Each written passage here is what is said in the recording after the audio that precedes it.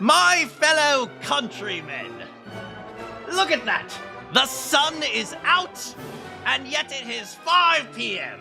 Why? Because in America, we have something called daylight savings. Hello, everybody! Hello, Raph. Well, I hope I wasn't spoiled looking for that Genshin image. It's okay, don't worry. I'm very good at avoiding spoilers. I just googled Genshin Impact.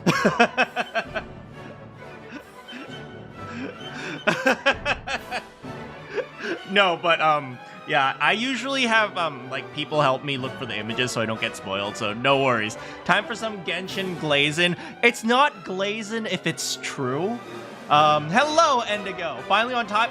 Well, first of all, you might be on time, but I started the stream on time for once. How amazing am I? I know, I'm the best. I'm like, I have a perfect record of 1 for 1 starting today. Hey, how's it going, Balroth?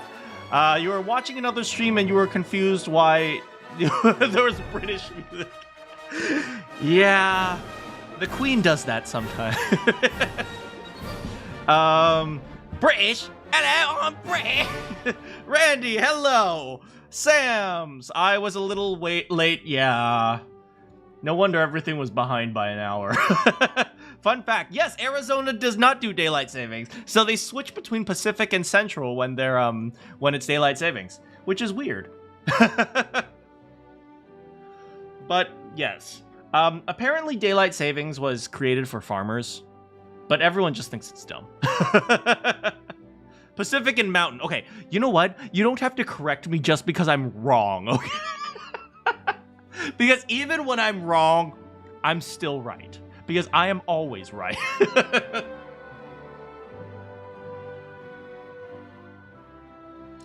Soon I'll be preaching flat earth to you guys. How are you guys doing? I've had a weird day, but I did a cool audition today. It was for an animal. So, yeah, I was not a flat earth theory stream. It's coming, it's coming. Yeah, I did an audition for an animal today, so that was pretty fun. You're excited for the events of this stream. Okay, we'll have to see what happens, because we have some people to interrogate. You have finals tomorrow. Oh, tomorrow and Monday. Wait, tomorrow's Sunday. Oh, I wish you all the best for your Sunday finals. Dang. Is it like a... I had my computer science finals on Sundays. I remember that. I had my... every computer science class I ever took, I had finals on Sundays for some reason. You have a test on Sunday, it's online. Oh, it's online? I had to go to freaking campus. Ugh. Hey, how's it going, Bowser? Bangers and mash. I love me some bangers and mash. Like in grad school? No, in undergrad, but in college. So, yeah. Yeah, in grad school, I pretty much didn't really take classes. I'm gonna be honest. Grad school, if anyone wants to talk about it after the stream, grad school is not like school. It's really more of a job than it is. Well, it depends on what exactly you're doing. But for me, grad school was really more like a job than it was actually school. So, yeah. You have an anatomy exam on Thursday. It's the only class you need to go to campus for. You got distracted by Tribe 9? Ew, gotcha games. I would never play a gotcha game. Ew. Did you get Inoki? Oh my god, she's adorable. What? I have an anatomy exam on Thursday. Okay. Remember,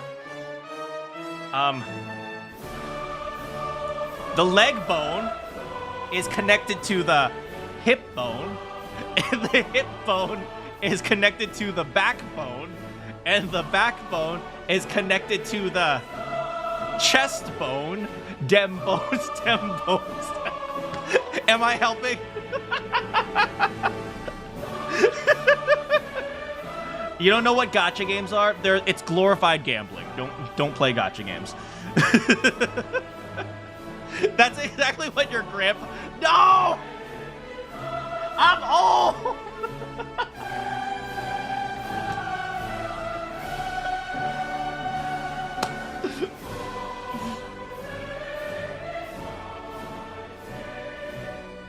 Alright, anyway, Britain. Go away, Britain. This is a real 13 IQ moment. You know what else is 13 IQ? Let's play some Ace Attorney. Ugh, I gotta charge in my charger. Wait, charge in my this thing.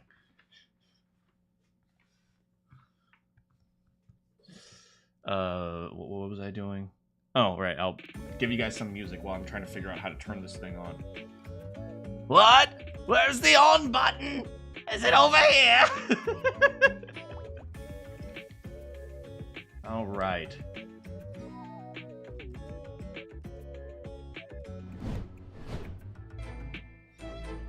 Here's our boy, Mr. Daly, just lamenting the fact that he's going to go to jail soon. We'll defend him. We'll hopefully get him like only 5 years instead of 50. I don't know how many years impersonating a police officer is, but leave him so we can see his wife. Let's see.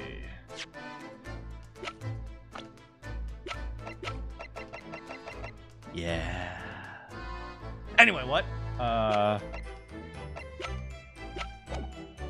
Alright, so we have two people we need to talk to. First, we need to talk to Kazuma. I've been thinking about Yakuza. Kazuma. And then we have to go back. We probably have to go back to Fresno Street to do some more investigating. And then we also have to talk to Barricadin.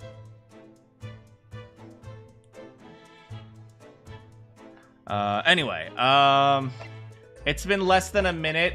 Look, simping is just a natural part of life, okay? Don't hold it against me. Do you guys breathe? Yes, you breathe. I don't make fun of you guys for breathing. You guys shouldn't make fun of me for simping. Duh. Anyway, what was I going to do? What was I going to do?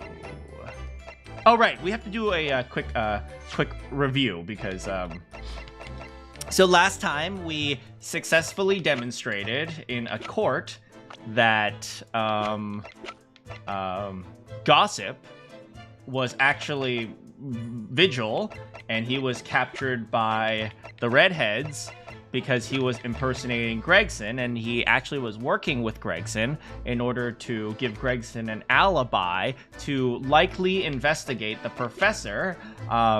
And so he met in Vigil's room, which was the crime scene, and Baroque von Zeeks was investigating Gregson, and then there was a woman named Asa Shin. And that one hurt. That one hurt really bad.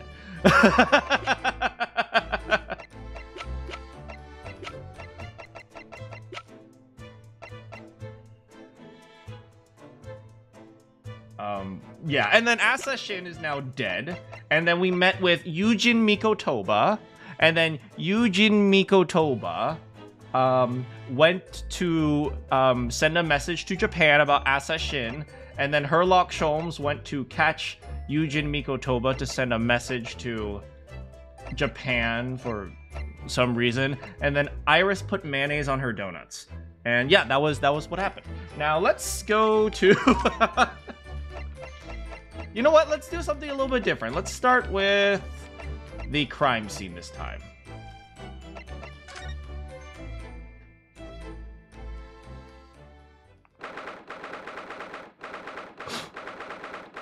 The 2nd of November. Room on Fresno Street. There is nothing here.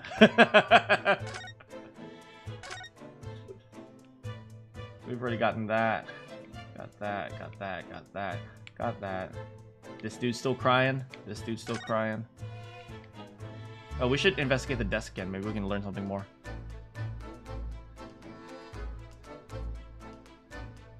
I find several characters extremely attractive, but I don't understand the simping for them. You'll understand when you're older. Let's check this. Not that desk. Which desk? Were we talking about a desk? Well, whatever. I want to look at the picture. The photograph of Mrs. Vigil. Realizing the identity of this lady was a great clue to exposing Mr. Gossip's true identity. He obviously loves his wife, but I don't think he loves him as much as you do.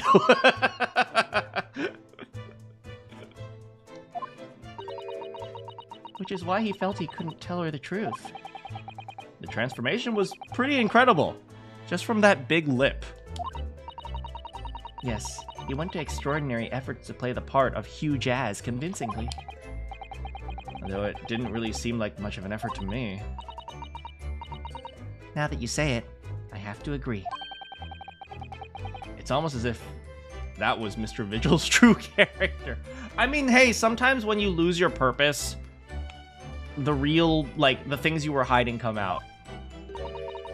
People really are very hard to fathom at times. It's very true. Wait a second, I didn't have to click on that picture. I could have just gone here. Juror number 2. Anyway,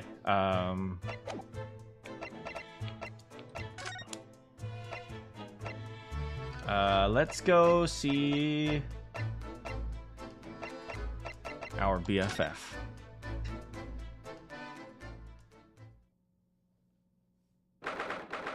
I still imagine coming back here and seeing a giant picture of Naruhodo there.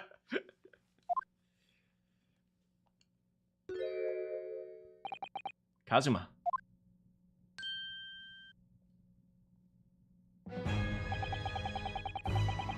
I thought it wouldn't be long before you paid me a visit, Ryunosuke. I was right about what I said, wasn't I?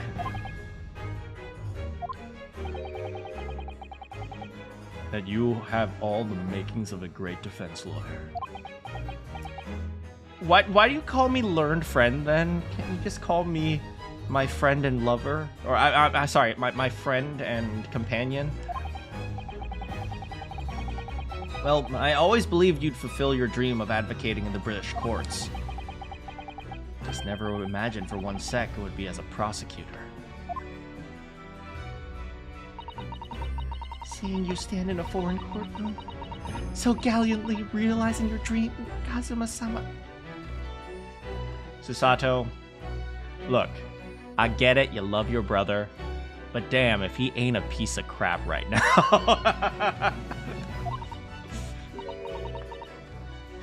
I'm truly happy for you. And I am truly thankful for you, Judicial Assistant Mikotoba. Are you gonna throw him? Come on. How come she only throws me? What the frick? Ryunosuke. I always thought it would be fun for you and I to shake up the British legal system. You know, do some disco. This isn't quite how I envisioned it, but I suppose it's just another twist of fate. I've learned a lot of things during my time in London about how Susato's father was himself a visiting student here, along with Judge Jigoku. Takedowns are to show her love or that she's pissed. Usually both. And about what happened with your father. Then you'll have no difficulty understanding why I had no choice. Why I had to find a way to get to Britain as a visiting student. I want to hear it from you, Kazuma. As you wish, Ryunosuke Naruhodo.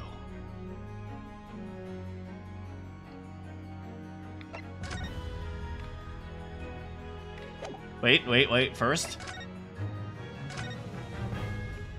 Kazuma, you play with dolls? What the? It's a scale model of the crime scene. Oh, yeah, I realize that. Does the prosecution office make a model of the scene for every case? Apparently so. Sometimes it helps to visualize things better and notice things you haven't spotted.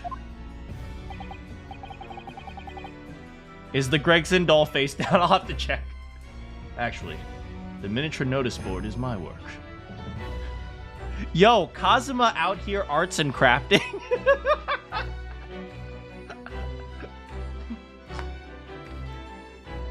I made it out of construction paper. I had green lying around. Be honest, you enjoyed Yo, he was out here doing wood shop.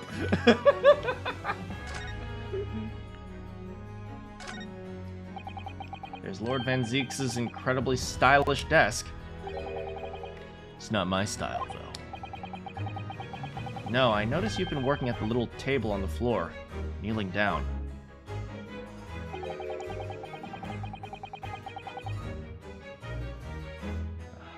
I thought it was some kind of punishment set up by Lord Van Zeek's. I find it the most comfortable way to work.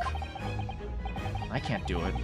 After a couple of minutes of sitting with my legs folded, they start to go tingly. It's kind of like having a standing desk. Sometimes you need to exert a little bit of effort to focus. Don't exaggerate, Ryunosuke. We both know you can't even manage a minute. Look at his face, man! Look at his face!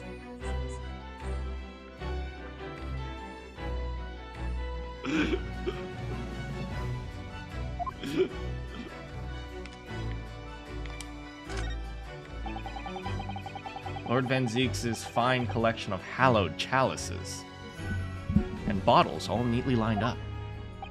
Yes, he's extremely particular about all that. He has a strict regimen for everything, from the storage of the casks to the bottling of their contents. He must have had a really tough time being his apprentice. Actually, no. Oh? He's so particular about it all, he refuses to let anyone touch it. So it's been quite easy for me.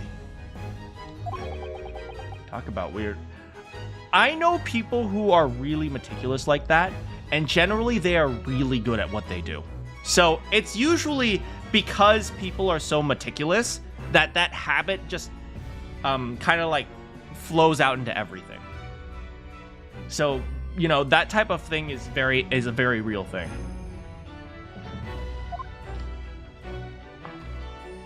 Anyway, all right, let's chat with him.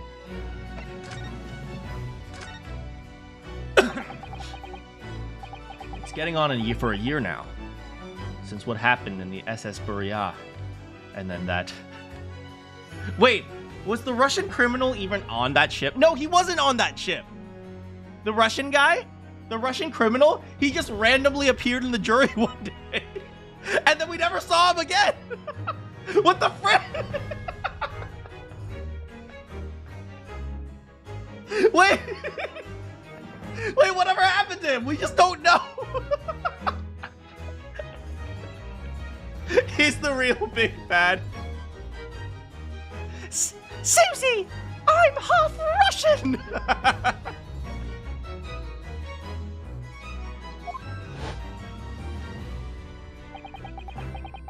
We were headed across the ocean from Japan to Great Britain. And then that's where you learn how to spell with Russian in your blood. Villain Bushbeck is Iris's father. Man, her criminal network spans the globe. When a bizarre series of coincidences led to some tragic events, I thought I'd lost my best friend. The Iris Lord! I must have been unconscious for a long time. When I awoke, I was lying on a bed. Miss Worldwide. It was a narrow room. There was a posy of flowers by the pillow. It took me a while to realize I was in the cabin of... Wait, so he got transferred to another ship all while unconscious? Slipped out of the room and headed up onto the deck. Were you already suffering from amnesia? Yes. I don't know what happened or where I was. That was just a voice in my head. You have something to do. Something no one else can know about. Go to Great Britain. I am thou. Thou art I. That voice is his father's ring. My father's persona is calling to me.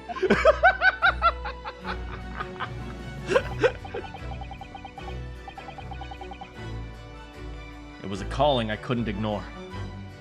It compelled me relentlessly. Out on deck, I saw I was on a huge steamship. We were docked in a large port. The myriad. Baby, baby, baby. It must have been in Hong Kong. Yes, it must have been. Presumably. Oh, presumably just before they were due to carry your body off the... Oh, he was still on the Burya, but I guess they had already docked. I had no idea of the situation, but I did have a feeling that this was in some way my last chance. That's the wake. So I concealed myself among the disembarking passengers. Oh, and that's how he got away.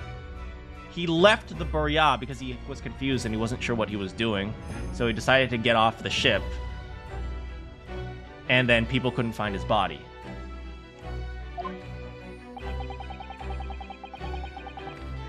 Then I disappeared into the crowded streets of that foreign port city, so I could plan my own journey to Great Britain.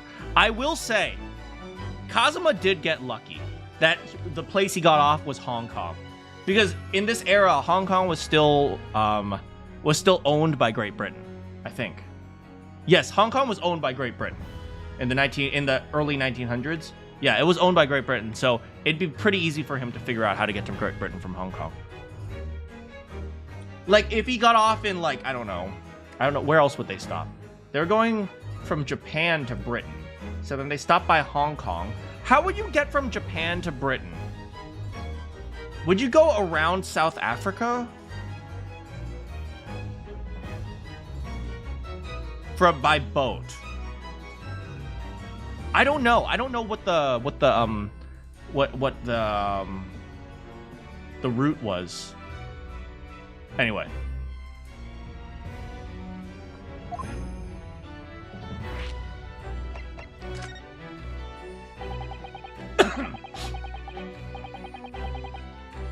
Just under a year ago, with all my past memory. Wait, hold on. So they took the Burya from Japan to Hong Kong, which means Kazuma was killed probably on like the first or second day of the voyage. It was probably like the second day of the voyage when he died. Because going from Japan to Hong Kong is really close.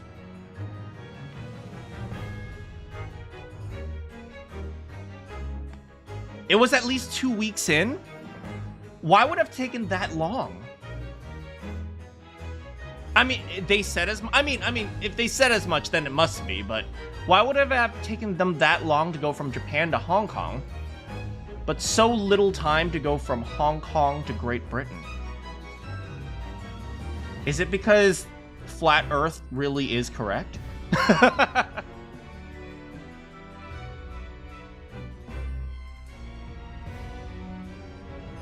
Maybe they had to backtrack to Hong Kong.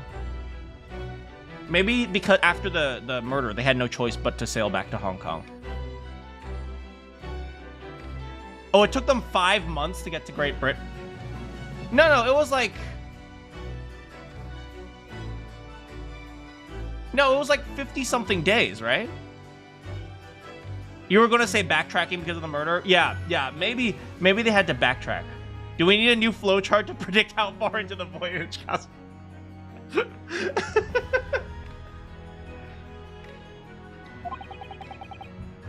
Yeah, maybe they had to go, because not only were they harboring Kazuma's dead body, which, by the way, should have rotted already, but they were also but they were also carrying, what's her name? The Russian ballerina, who was a fugitive. Who, not only is she a fugitive, she's both a political fugitive. No, she's both a political refugee and a criminal. Or at least she was guilty of manslaughter, or like accused of manslaughter. So they probably had reason to backtrack. Nikolina, that's it. Pavlova. I keep forgetting her name. Everything was foreign to me. The sights, the sounds, the smells. My head reeled. I was truly at a loss. I mean, he's probably never been to Hong Kong before. His non-corpse should have completely rotted in 7 hours. No, but they had to go to Hong Kong, right? They still had to stop by Hong Kong. That probably would have taken a few days.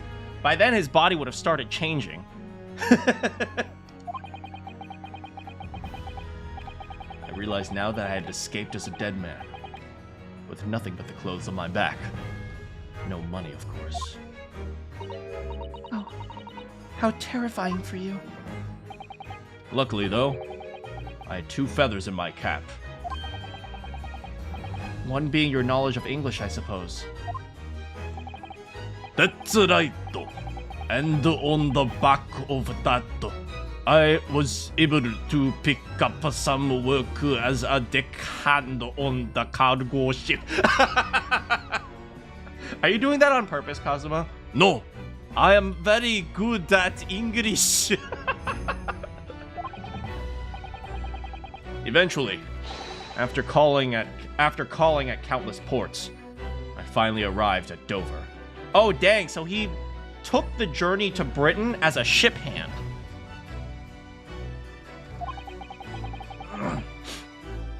That must have been some 3 months ago now.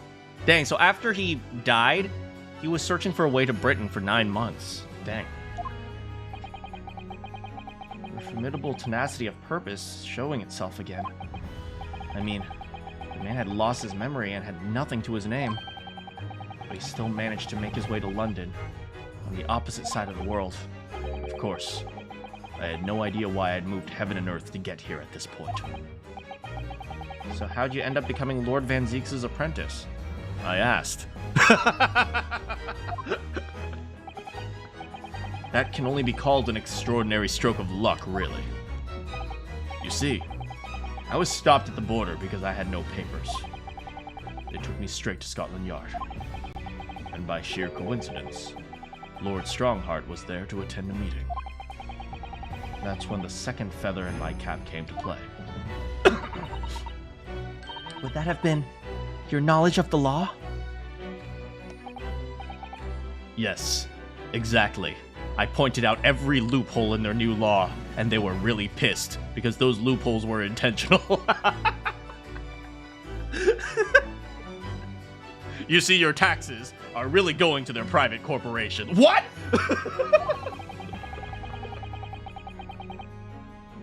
Lord Strongheart was curious about an Easterner with intimate knowledge of British law.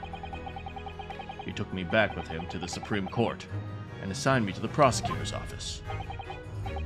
And then 9 days ago, you finally took off your mask.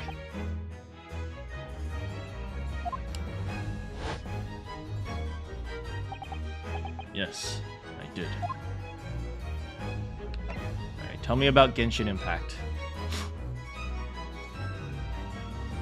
His death was the morning of January 9th. They made it to London February 18th.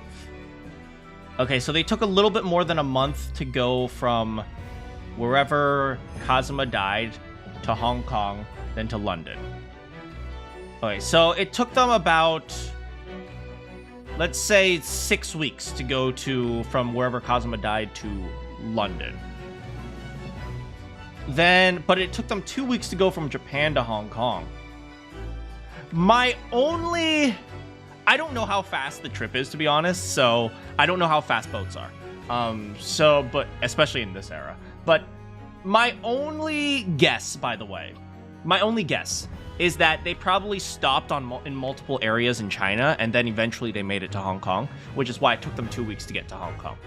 Because, boats aren't just for, travel and luxury in this era, right? Especially the boat that we're taking, boats doubled as cargo, right? So if you wanted to take a trip on the boat, and, you also have people like, moving cargo, so, boats had multiple purposes. So chances are they had to take this boat, and the boat stopped in multiple places along China until eventually it got to Hong Kong. And then after that, from Hong Kong, they had to go to London somehow. And then that was, maybe after Hong Kong, it was a direct a direct route to China, which is why it took only several weeks. That's my guess. Would they have reason to stop in Africa? I mean, I think they still had a trade in Africa, right? I think? Yeah, but I can't... But they probably didn't stop as much in Africa as they did in China. Maybe? Yeah, I think they probably just made a direct... Because from Hong Kong at the time was a British colony. So... that would mean that... Yeah, they probably just had a direct route from Hong Kong to Britain. Yeah, that's just my guess. Anyway, tell me about Genshin Impact. Ever since I first met you at Yume, you talked about your dream. Mark my words, Ryunosuke. I'll be chosen as a visiting student and make my way to Great Britain someday.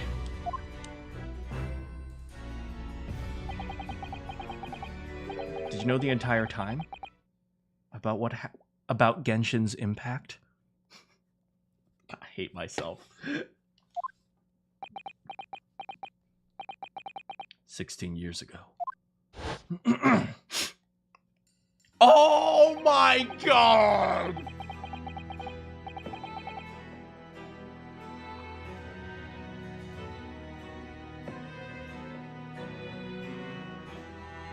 Look at him!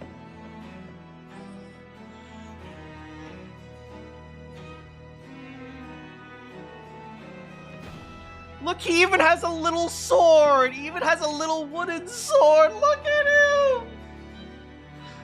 And also, his dad was dressed in Western clothing. Interesting. He's the little baby. When my father left on that exciting trip to Great Britain, I was just a boy.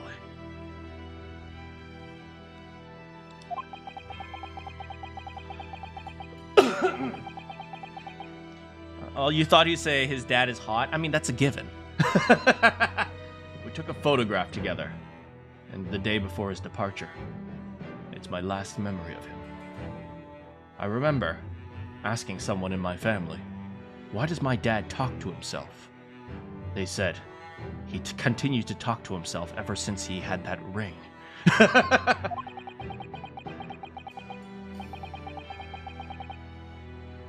What I remember most about my father is his unswerving sense of justice.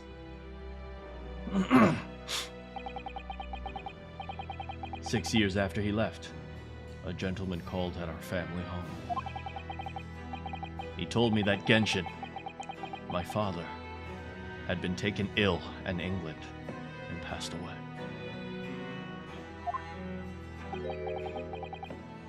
It was Professor Mikotoba, your father, Susato-san. Oh. Ever since then, the professor was very good to me. He helped me to fund my university education at Yume. I'll be forever in his debt. I'm just gonna remind you guys that Susato and Kazuma probably come from money. Like, money. Because you don't get chosen to be some ambassador, something, and something without having money, okay? No, I'm pretty sure they come from money.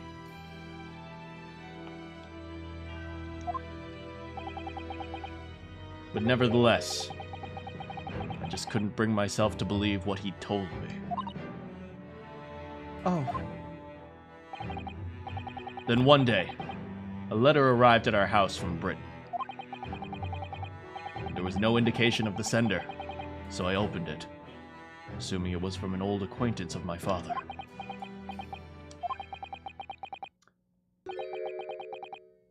What I read in that letter changed my entire life.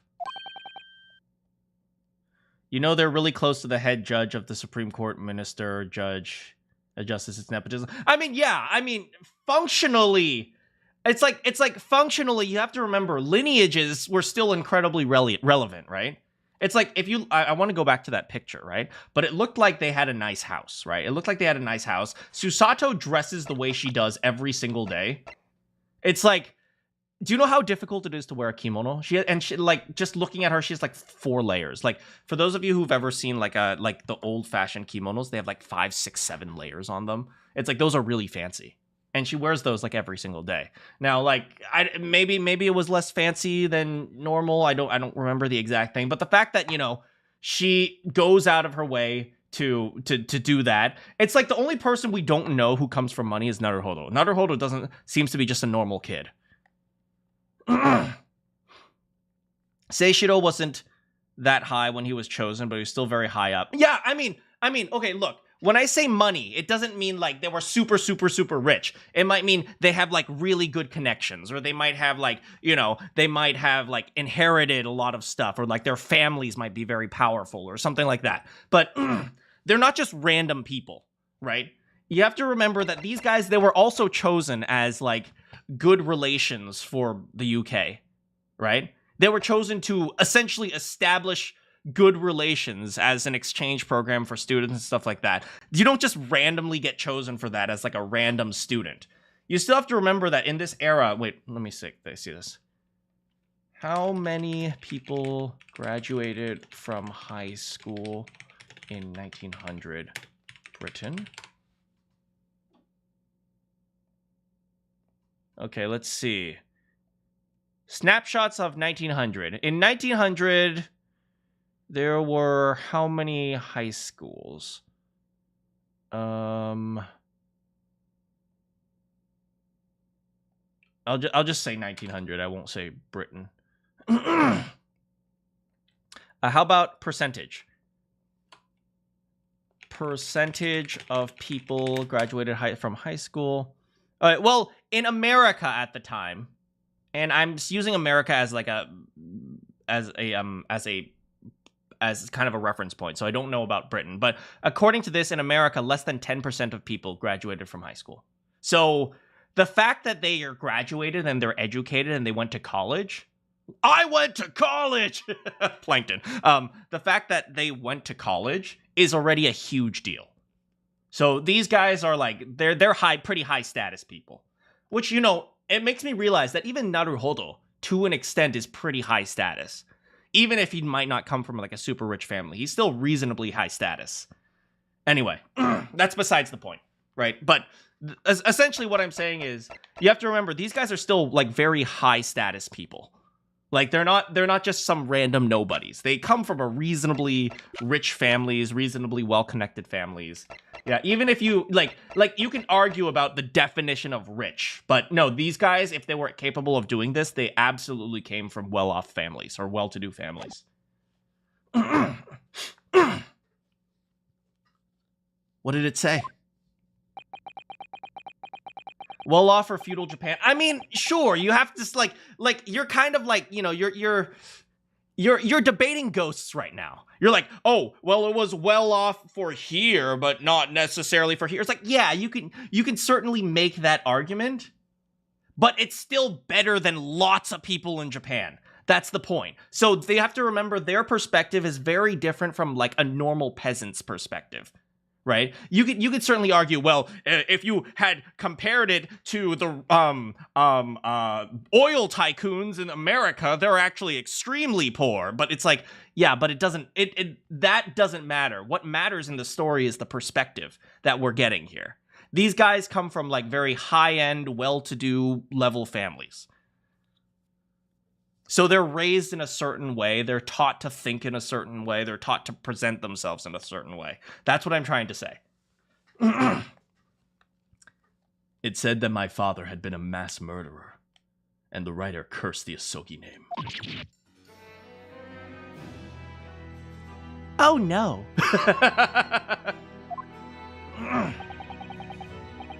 You kind of tuned out for a while. I'm lost at what we're debating. Long story short, these are rich Japanese kids.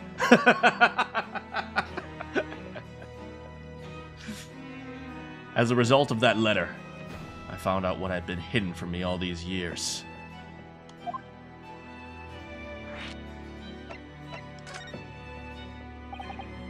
Presumably, the letter was sent from a relative of one of the victims. Were the victims were the relatives allowed to know who the killer was? I mean, maybe they found out. Susato? Who's Susato? I only know Ryutaro.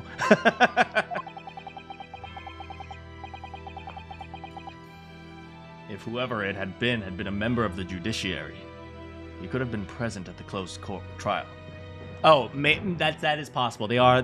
He killed aristocrats, so it's possible that the relative was also a member of. Okay, that makes sense. The letter revealed that my dad had been sentenced to death, executed for being a killer. Sorry you had to find out that way. I will say it's kind of weird for me to know that these guys are Japanese, and Ryunosuke is saying I'm sorry here. I've talked about this a few times in Japanese translated to English games, but in Japan you don't say sorry unless you specifically are at fault. Like that's something you don't do. It's like that's the culture there. So like when I think about the word sorry, I sometimes have to like specifically switch my culture from Japanese to American, because like, you know, I have to remember that they use it in very different contexts. So when I see Ryunosuke say like I'm sorry you had to find out, you know, it almost makes me think. It almost stopped me for a second. It's like wait, Ryunosuke, what did you do? Oh right, this is an English translation. Essentially, they would just say, they might say something like "soka," which is just "I see" or "Is that so?"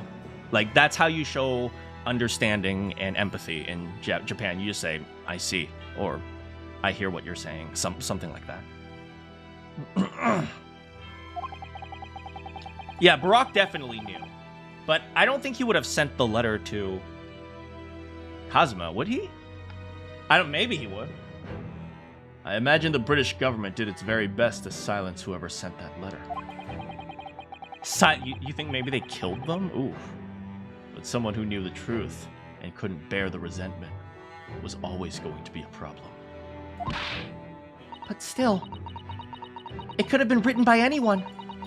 Why would you believe such a thing? It was Iris! Now then, let's stir the fires of war!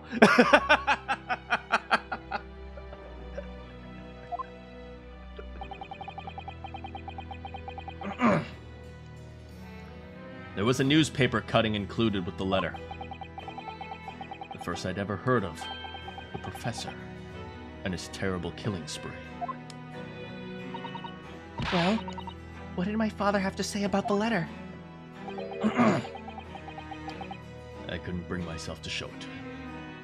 Makes sense, right? Because if it was true, then that means her father's complicit in the lie. Why not? Because he deliberately concealed the truth from me by telling me my father was taken by a fatal illness.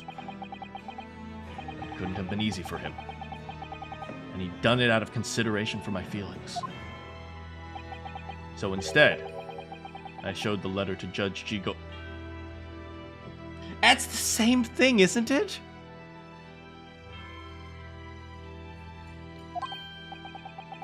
To the other visiting student. Well, I guess maybe it was too awkward for him to talk to the man who was raising him. He faltered for the briefest of moments, but then he just laughed the letter off. But in that moment, I saw it on his face. He was undeniably shocked, shaken momentarily, before recovering his poise. How long ago did this letter come? The letter from Britain. It said my father had been a mass murderer. Then one day, a letter. Oh, he never actually says. He just says then one day.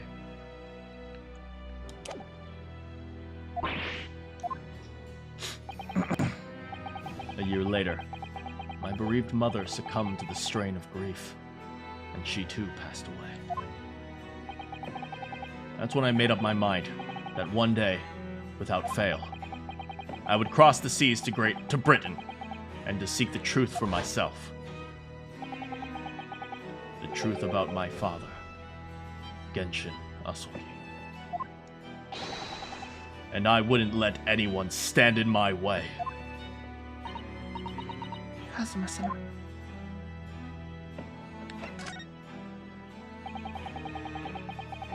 What we learned today in court turned things completely on their head. It was an impressive piece of lawyering. Ryunosuke Naruhodo.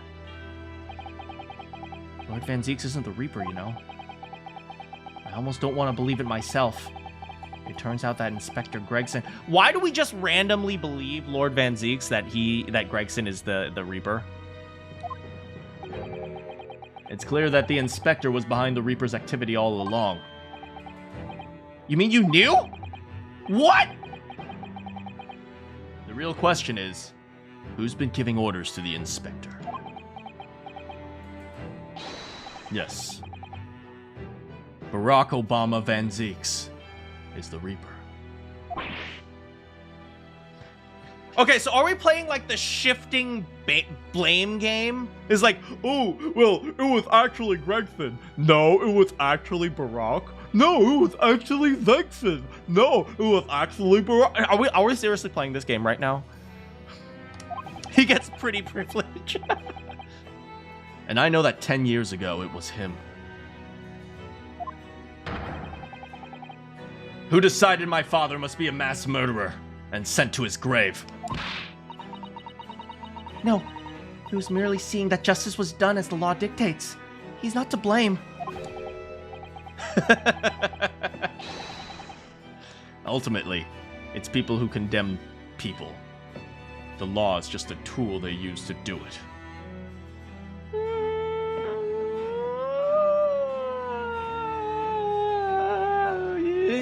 I'm not going to open that can of worms. I'm just going to say okay.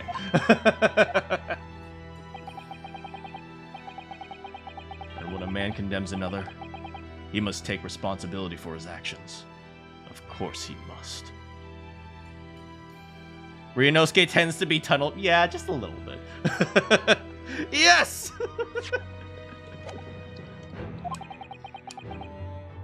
But I know for certain that my father would never take another man's life. Kazuma. On the contrary, my father's life was taken by the Reaper. I mean, if what Daly has said is to be believed, he admitted to killing someone. Now, we don't know if that someone is one person or 5 people, but he did say he took a life.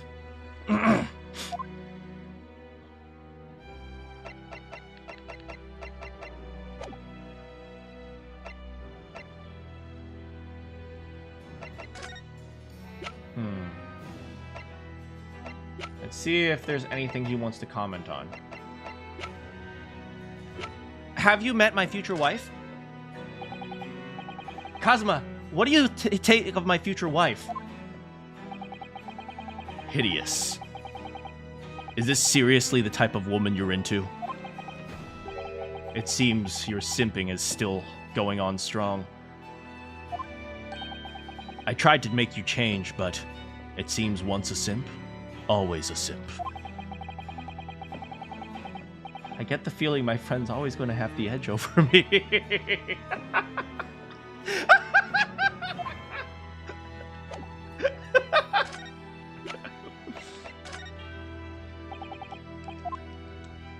I feel like I should present something to him, but, you know, we can come back and present something later.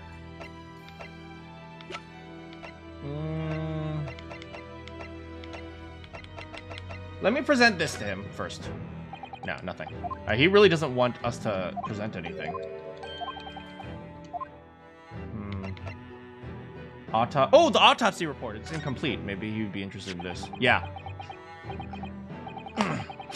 This came up in the trial, didn't it? As something a little dubious, I mean. The fact that no time of death was recorded on the Inspector Gregson's autopsy report. Yes. There were some unexpected turns in the courtroom earlier. The suggestion you came up with certainly took everyone by surprise. Try the autopsy. Yeah. The idea that the victim died on the previous day at some other location is quite something.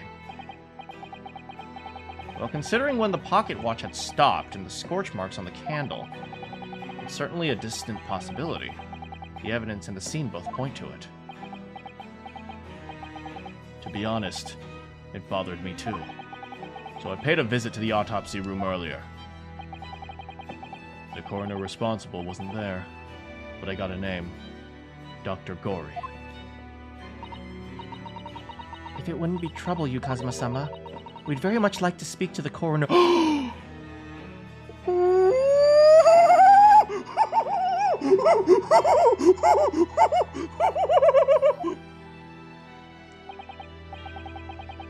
Of course. The last thing I want is for anyone to be brushed under the carpet. Scotland Yard's autopsy laboratory is behind Lowgate Cemetery. Lowgate by Barclay Prison, you mean? Ah, you know it, do you? It's the prison where my father was incarcerated. That's the second time I've made that mistake. And robbed of his life. Kazuma-sama. Well, thank you. We'll pay a visit to the laboratory later.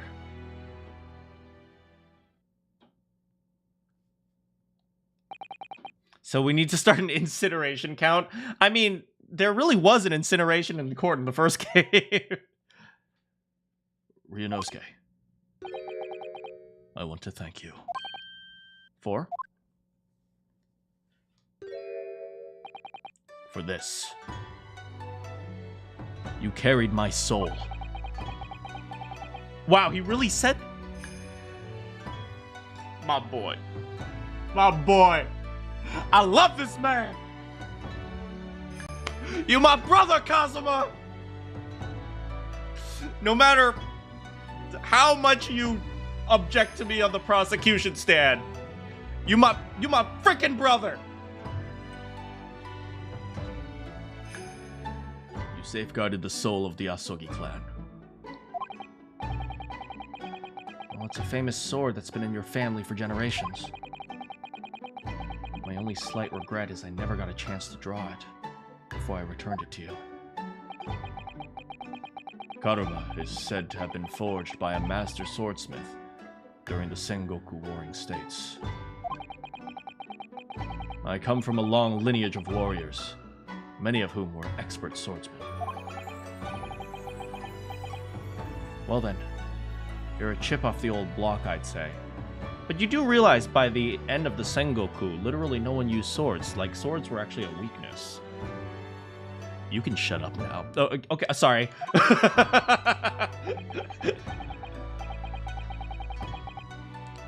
You said Kazuma has the tunnel vision. I mean, let's be real, everyone has tunnel vision in this game. This blade, Karuma, is the symbol of the Asogi clan's honor and might.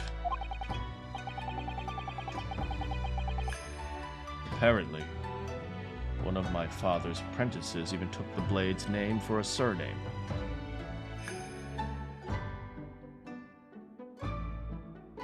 Wait.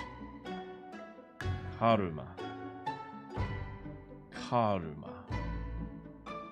Karuma. Karuma. Karuma. Karuma. Karuma. Karuma. Karuma. Karuma. Oh my god. Oh.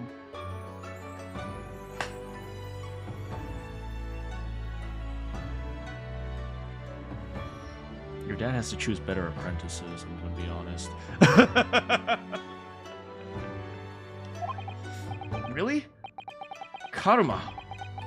It does sound formidable. Like a gray-haired man, ready to lie on the prosecution stand.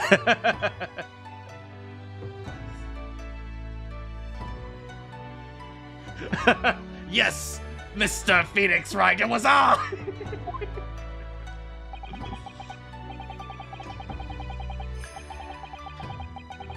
16 years ago, when my father was a visiting student here in London, he had this sword forever at his side. Which is why it meant so much to me that I have it by my side again now. And that is all thanks to you.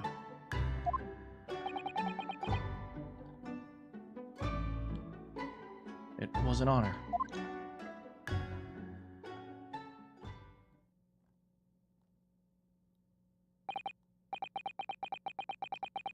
Question. If you have your sword back, why are you carrying that other sword? I put some points in dual wielding. It was kind of a mistake.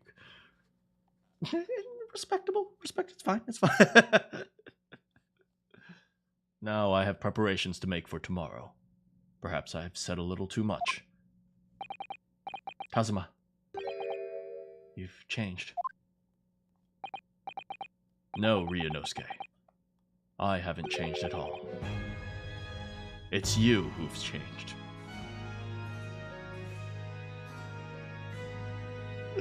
Man, these are some manly men! Yeah!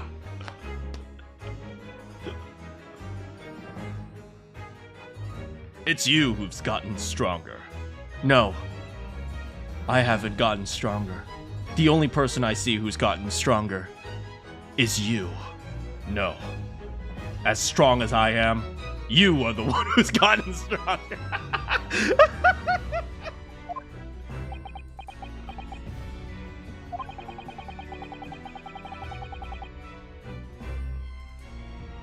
can completely understand your resentment of Lord Van Zeeks, given what happened. But the fact is, those events in this case are, well, Unrelated? Is that what you want to say? How can you be so sure? what do you mean? Never mind. That man is the Reaper, and for that reason, the Inspector was killed. I'm going to prove that much in court tomorrow, by whatever means necessary. I can't let you do that, Kazuma. I know you'll do what you have to. But so will I. I would expect nothing less! Come at me, Kazuma! Of course, I'll give it everything I've got! Ryunosuke! Naruhodo!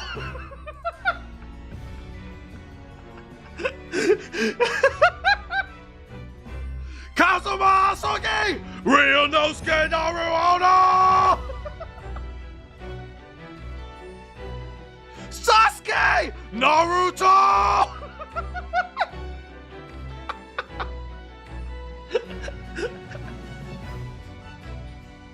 Until tomorrow, then. In the Old Bailey.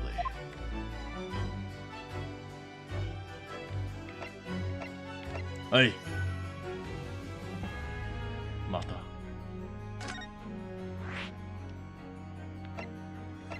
Mata ashita.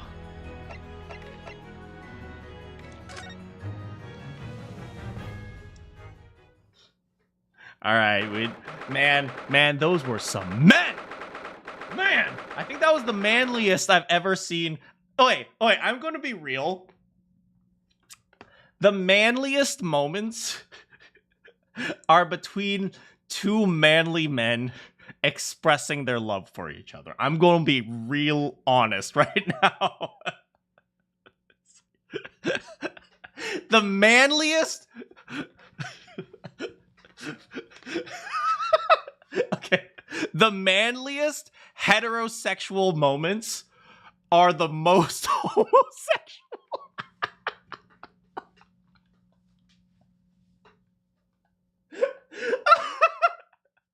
The straightest moments in all of manhood are the most gay.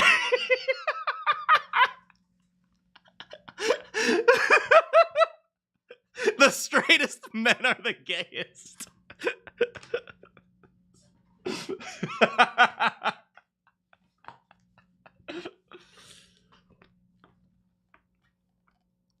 It's an Ace Attorney game. It can't be that straight.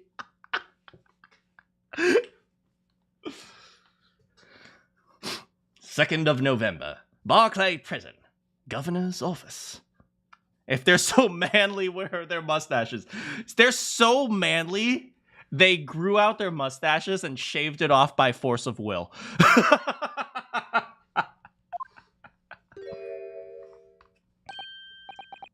Okay, oh boy, okay. Lady Juna! Lady Juna! If it isn't Lady Juna! Oh, back again, are you? Yes. Hello. I've heard all about your investigations. I read the report just now. You found him, eh? Vigil. Yes, luckily. I like a phrase to get into my Scottish. Lady Juna. It's a terrible Scottish accent. Well, anywho, the laddie dinna work here no more. So your case is not to do with Barclay Prison. I would now like you. Every time he lifts his hands, I think he's gonna flex.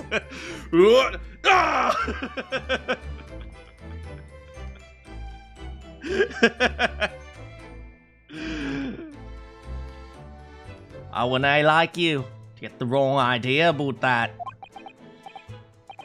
Of course, yes, Mr. Vigil. Stopped working here 10 years ago, so... Oh, yes! Hello, I'm Iris. I was just standing on the side there while you were manlying it up with your best friend. You two were so manly, I thought you would kiss. Only true men kiss their best friends.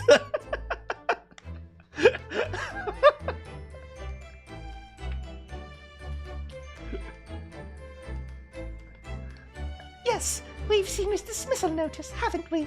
He was given the chop.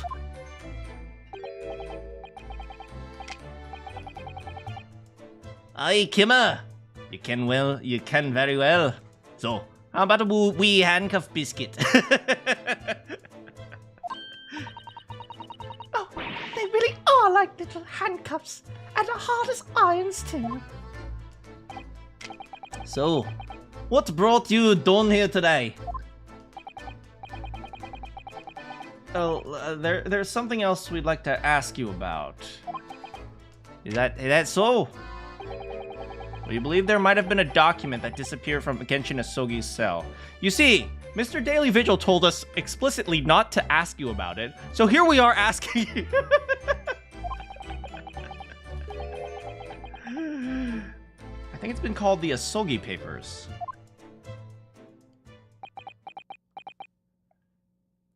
Kissing the homies goodnight is not gay. It's okay. They said no homo.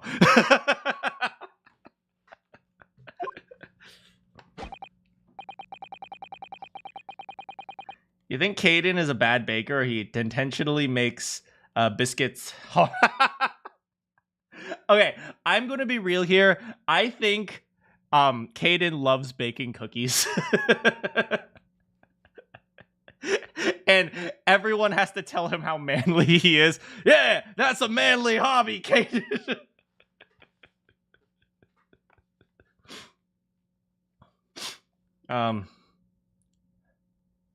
Did I no say? Oh, Lady Juna, did I no say? Gregson's death is not to do with the things that might have happened at Barclay. Leave the past in the past, laddie. Let's not futter about with the relevant details. His expressions change completely. He's combing his hair, and yet that one part of his hair keeps sticking up. We're clearly onto something here. If I had a Magatama, there would be locks on his heart. The shadows are baked into his texture. I'll have to check that out later.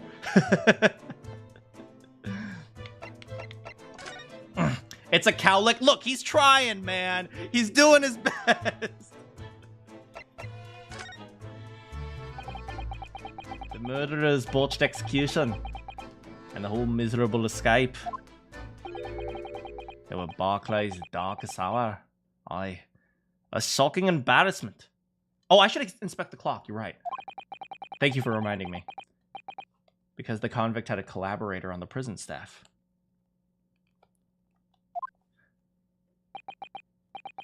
We're not snooping, we're just asking questions.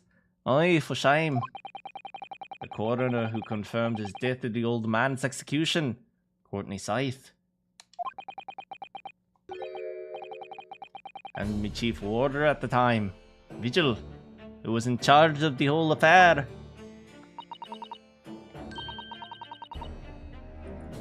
But Mr. Vigil said he didn't know anything about it.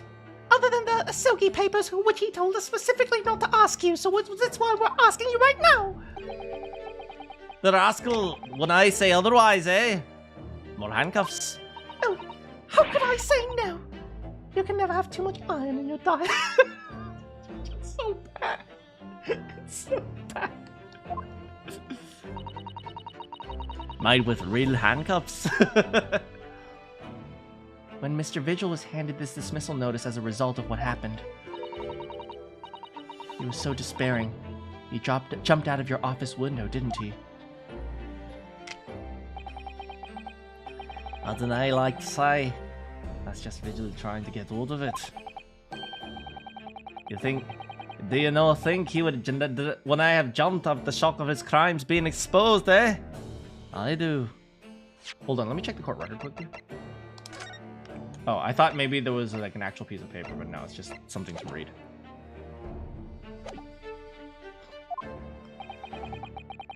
You wouldn't said it otherwise, though, would you?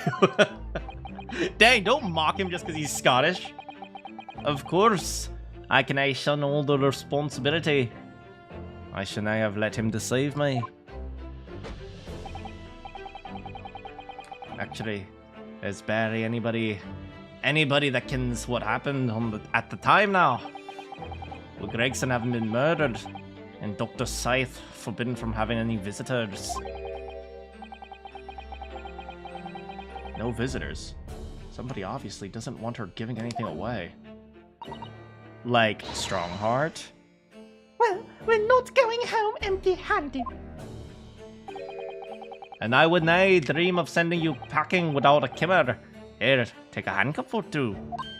Oh, well, it would be rude to say no. Wouldn't want to be anemic. Turns out you could bribe Iris with cookies. I suppose if there's anybody who might still ken about what happened back then, it'd be that lass from the forensic division, Maria Gori. Maria Gori? Aye, Scythe's daughter. She did I have no more, just the one. But the wee barons followed her in her mam's footsteps. Did I ever seen her without a scalpel in her hand?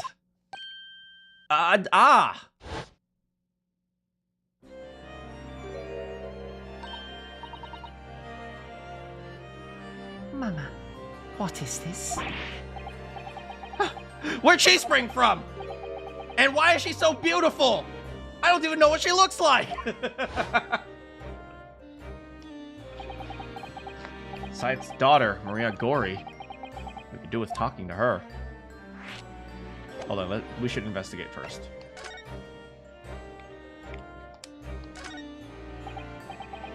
This grandfather clock is fitted with a terrifying blade that keeps dropping down. It's modeled on the guillotine, the French execution device. You might have heard of it. And yes, before you ask, can chop. Heads off!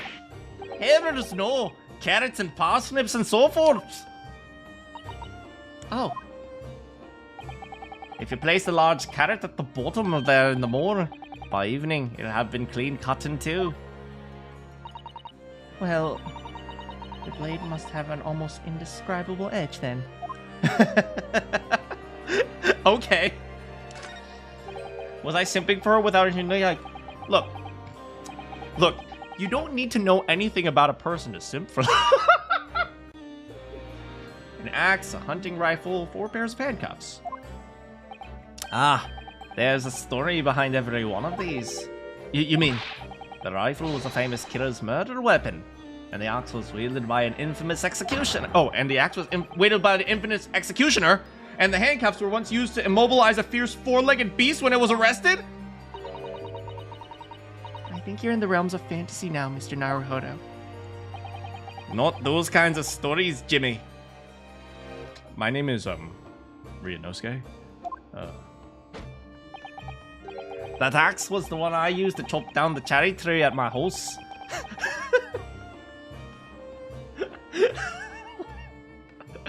Mrs. Kaiden was one A best pleased. Ah, and the cups on the left are the one I caught my first burglar with back when I was a bobby. Stories were a little different than those you imagine, I think, weren't they? Yes, to my relief. And in some small way, my disappointment. What about the bird? This is animal abuse, man. Look how small the cage is. I never expected to find a parrot in prison. Must be the governor's pet. Given where we are, it's hard not to see the poor creature as a prisoner. Let me out! Did I kill me?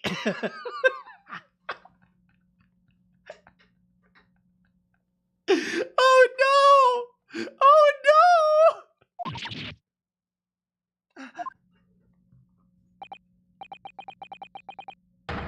Has the bird learned to mimic the plaintive cries of the inmate cells? Oh no, he was one of 3 siblings, you see. And he still calls out the other names of the 2 brothers all the time. Right. Let me out! Did I kill me? Aye. I hear you, laddie. You want your dinner, eh? Then I do it.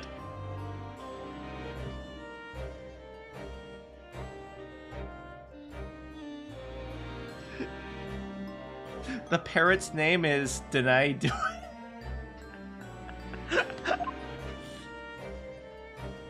Okay then. Tell us about Gory. So, she's Dr. Scythe's daughter, but her name is Gory? Aye, there's some family history, I'm sure, but I deny candy in the notes of it. She grew up watching her mom work with the bodies of folks who's died in strange circumstances. And I decided to do the same with her own life. How can I understand it myself? Perhaps she was driven by a deep respect for her mother. Perhaps. Anywho, she was in charge of Gregson's autopsy, I believe. Right. And the coroner responsible for this incomplete report. Somebody once told me that the wee lassie had always loved her mom's stories about covering up bodies. There's even a rumor that she used to listen to the funeral march as a lullaby. Man, that's a sad childhood. Hey, Nana. Well then perhaps her mother might have told her about the autopsy from 10 years ago. I say there's a fighting chance at least. Why can't we interview frickin' Scythe? That's like there's no way they could get away with that without getting accused of corruption, right? After all, that was a life-changing case for all of us. We really need to speak to Miss Gory then. Oh, Miss? Which means she's single? Well, thank you very much.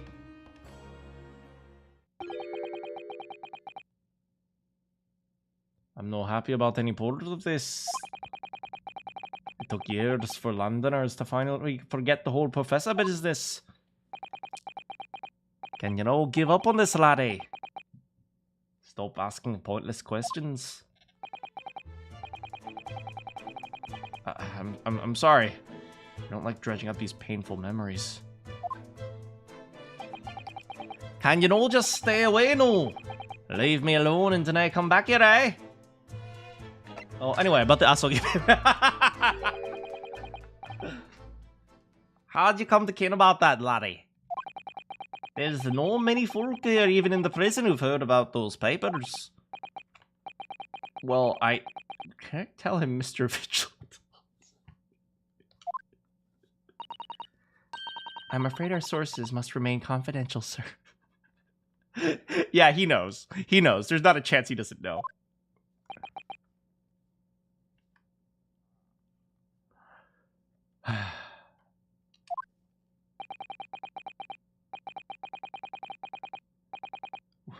We've been led to believe the papers are actually a last will and testament, right? The professor's, or rather, Genshin Asogi's.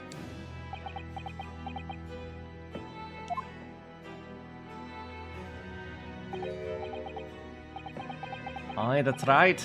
You were well informed, Jimmy. Ryunosuke Naruhodo. You can call me Ri if it's too hard, okay? But I'm not Jimmy. Is that the end of the silent treatment? But then after the executions... But then after the convict's execution, it vanished from his cell, didn't it? Havers, no. You're on at half-cock there. I think you deny quite getting your facts straight. It was there in the cell, exactly where it should have been. Huh? So is this two different accounts? Or maybe he found a different set of papers? Or maybe he hid it and then they found it? Okay, this is bringing up a lot of questions. Not what we heard elsewhere. Just let me have a wee hawk around in here. I'm sure I can find it. Aye, here you are. See? The last will and testament of Genshin Asogi. Written with a calligraphy brush.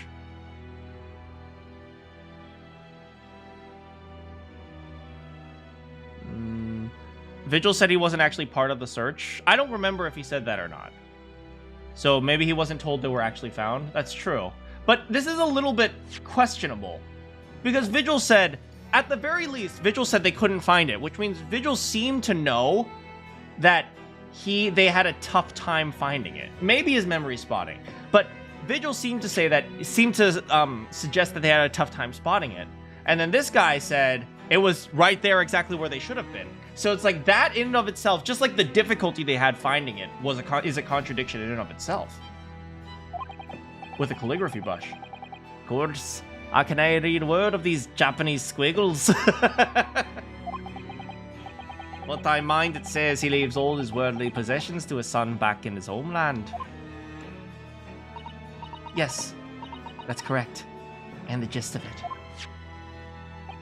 The fact that it's written in Japanese seems to suggest that Genshin did write it. I mean, it's possible maybe they have a Japanese expert in the prison, but you know, let's not just make that assumption out of nowhere, right? So, I suppose Genshin wrote this.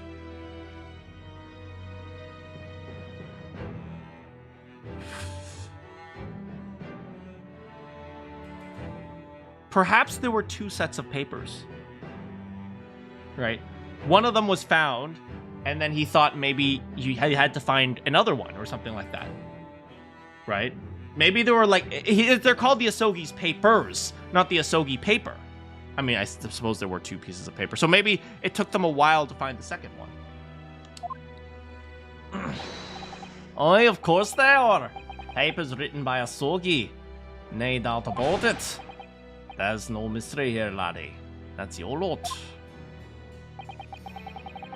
After all the starnishing of that slicer of an execution, we sent the man's possessions back to his clan in Japan. That was the end of it. I think we ought to make a record of this, Mr. Naruhodo, just in case. Perfect. Okay. Hold on. All right, let's check it out. Oh, it's 2 pages. Okay. The last will and testament of Genshin Asogi. I, Genshin Impacto Asogi, hereby request upon my death any and all material possessions and wealths belonging to me in London be delivered to my son, Kazuma Asogi, in the Empire of Japan. It is with deep sadness that I accept my fate in this foreign land, in the knowledge that I will never see my homeland or family again. But I regret nothing about my chosen path. Apparently, Mr. Asogi described it as the only weapon I have left. The last will and testament of Vigil claims apparently Mr. Asogi... Let's read this very carefully. There might be a clue hidden here. The last will and testament of Genshin Asogi. I, Genshin Asogi, hereby request that upon my death, comma, any and all material possessions and wealth belonging to me in London be delivered to my son, Kazuma Asogi, in the Empire of Japan. It is with deep sadness that I accept my fate in this foreign land, in the knowledge that I will never see my homeland or family again. But I regret nothing about my chosen path. My chosen path. What does he mean by chosen path? Does he mean by, like, my decision? Or is it actually like a literal path? I will accept my fate in this foreign land in the knowledge that I will never see my homeland. It is with deep sadness. Empire of Japan. So he mentions his family twice. Once Kazuma Asogi, once homeland or family. Request upon my death any and all material possessions with wealth belonging to me in London be delivered to my son.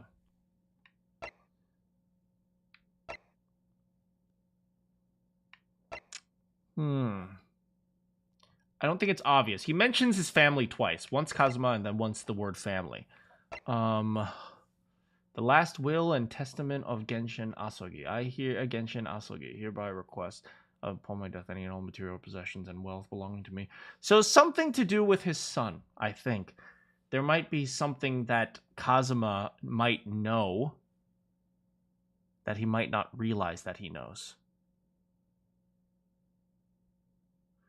Perhaps in the all material possessions and wealth. Perhaps that's the weapon. I mean, there is a literal weapon among those things, right? There's a literal weapon. It is his last weapon. There is a literal weapon, which is the sword.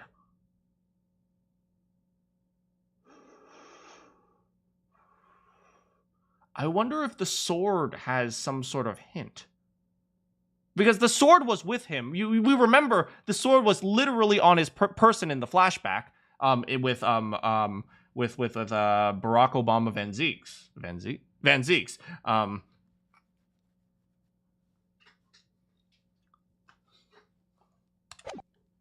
So when he says the only weapon I have left, perhaps it's literal. This is the only weapon, like quite literally the only weapon I have left. That's something to think about. One thing before you go, you're on your way, Mr. Naruhodo. Yes? Those papers are not to do with Gregson's death. I prefer if you deny make no mention of them outside this office. Or rather, I would just prefer it. Consider it an order from the highest levels of our government.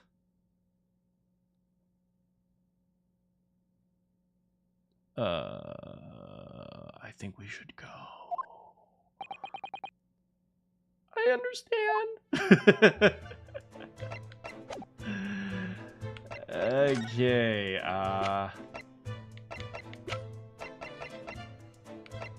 is there anything we want to ask him about? I mean, this is the thing he gave us. Let's go ahead and present this quickly. Governor Caden, will you look at this? Oh, I never seen that in my life. Or maybe you prefer little handcuffs. No, okay, bye, I'm leaving. Bye, okay, bye, later.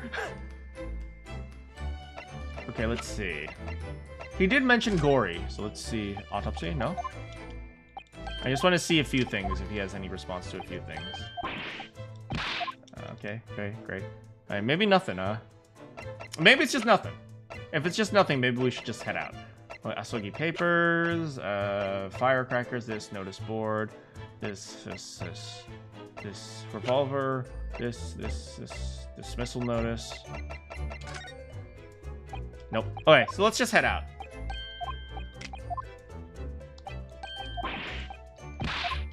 Alright, see you later, buddy. Let me just check in case for conversation. All right, we've done all the conversation.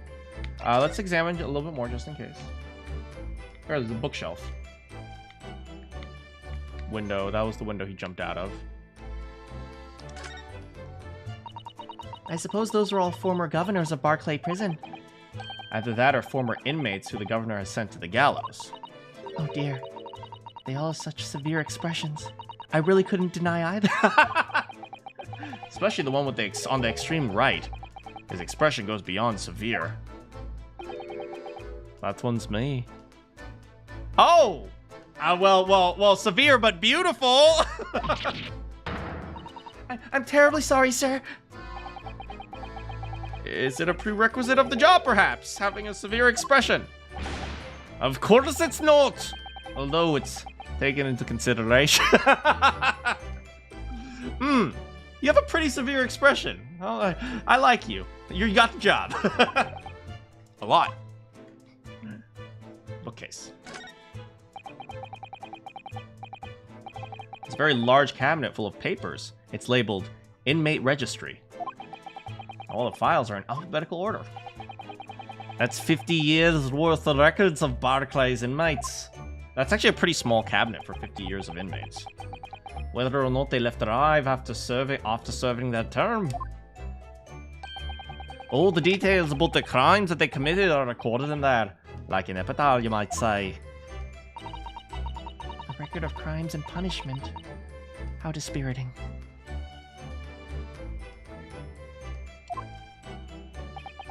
And yet, this man seems to be enjoying tea and biscuits. I guess that's it for this area. I guess we should be heading out. Oh, deer. Deer's been staring at me for a while. It has? The poor thing can't fit through the small hole in the wall. But it can't get its head back out. Really? Really, Ryunosuke?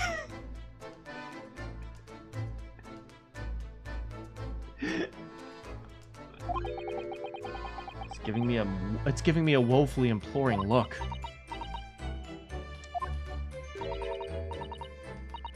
How's it going, Vivi? If Caden got handcuffs, he just bite it. Probably. What did she say? It's not real, Mr. Naruhodo. Oh, of course it is! I thought it was just another assassin sneaking in via the ventilator. I don't like to say, but I think perhaps you need to reread The Adventures of Herlock Sholmes. Anyway. We're off. To the coroner's office. Oh my god! Look at the desk! Oh my god! Oh my god! Look at the desk!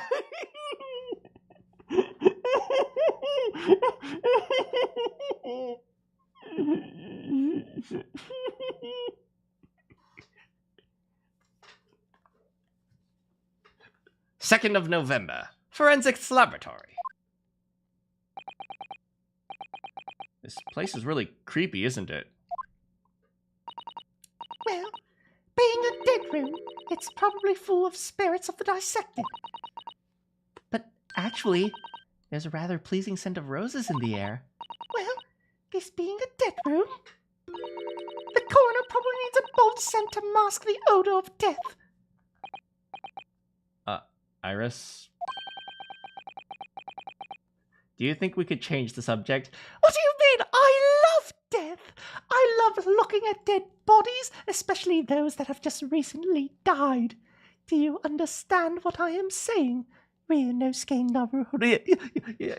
Yeah, okay. Master Iris. Iris.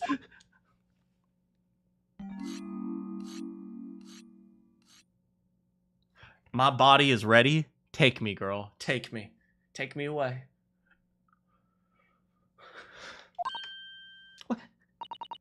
What was that?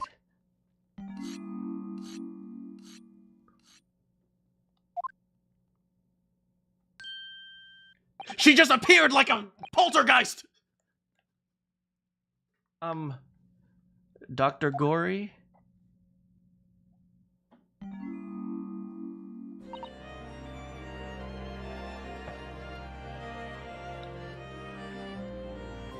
What? That noise before. I was sharpening my tools.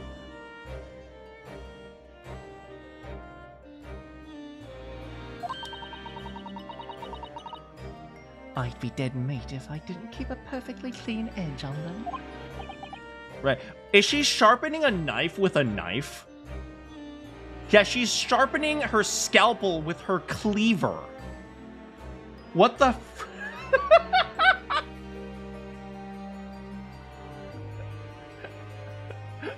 Okay. Okay. Okay.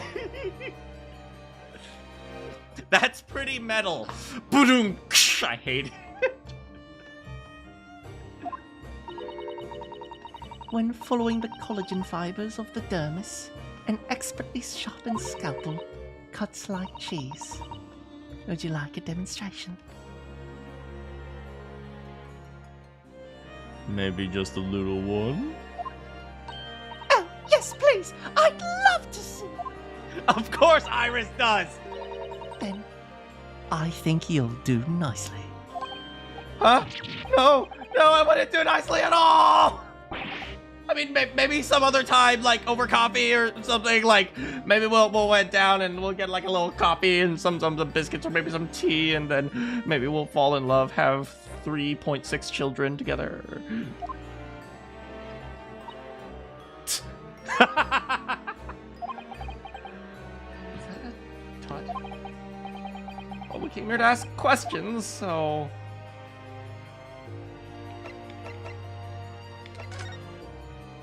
Look at all the cute little stuffed animals. She's certainly redecorated. I'm like 40? What are you talking about? Where is he? They're like 24.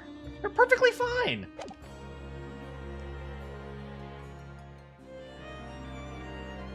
Hey, Rap, let's not let's stop backseating too much, okay? This looks different from before. Of course, Mr. Naruhodo. Miss Gory is a young maid.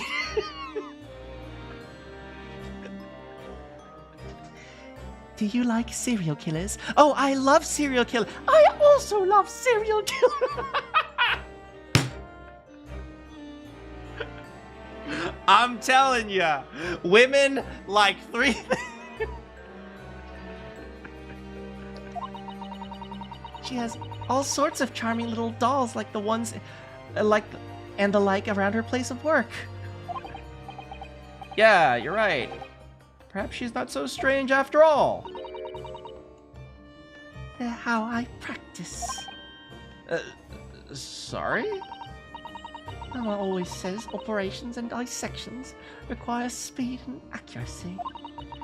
So I take out my needle and thread and stitch 3 new dolls every day. Right. I used to make livers and kidneys or intestines, but Mama told me to make something more friendly instead. That's quite different to what I imagine. But you still like serial killers, right? I love serial killers. Oh my god, we're gonna be such good friends! I'm like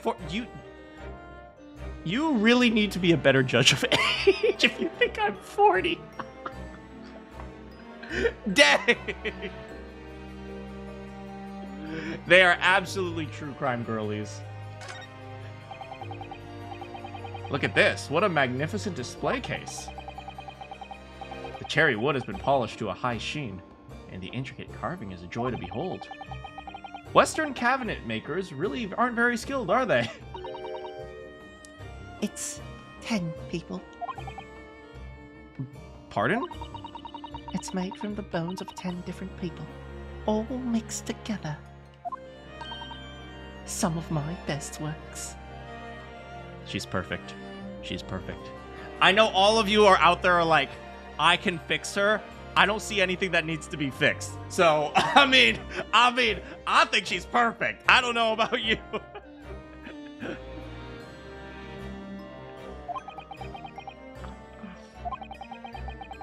I was admiring the case, actually.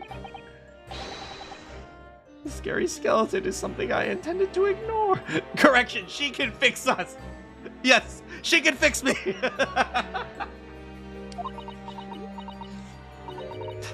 You're strange. I wonder who's the strangest. Do you like serial killers? I love serial killers. Oh, then definitely Naruto. A table and a sharp set of tools. When you consider each in isolation, they look quite innocent. So why is it when you put them side by side, they seem horribly disturbing? It might be best not to ponder too deeply. That's Mama's dissection table. It's too high for me, though. What, is she short? It is? If I fell from that height in my sleep, it would really hurt. What? You mean you sleep in here? Autopsy work is very involved. It's usually too late to think about when I'm going home or when I've finished. But I have bad dreams when I sleep in here, and I always end up falling onto the floor. So I'd like to exchange that table for a lower one. Maybe you should just go home. She can fix me. She can fix me. She can fix me. She's the type of woman to unwind by watching Dateline.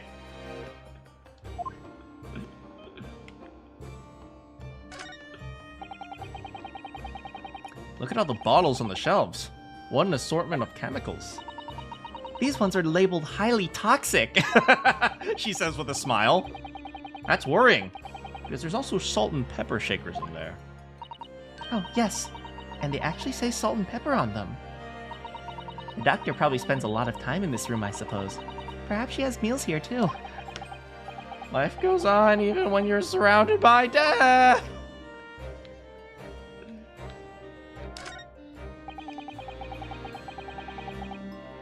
You unwind by listening to Slipknot. I mean, one is death metal, the other is death. So, I mean, close enough. Those large jars have pale floating things. I suppose they're fruit liquor.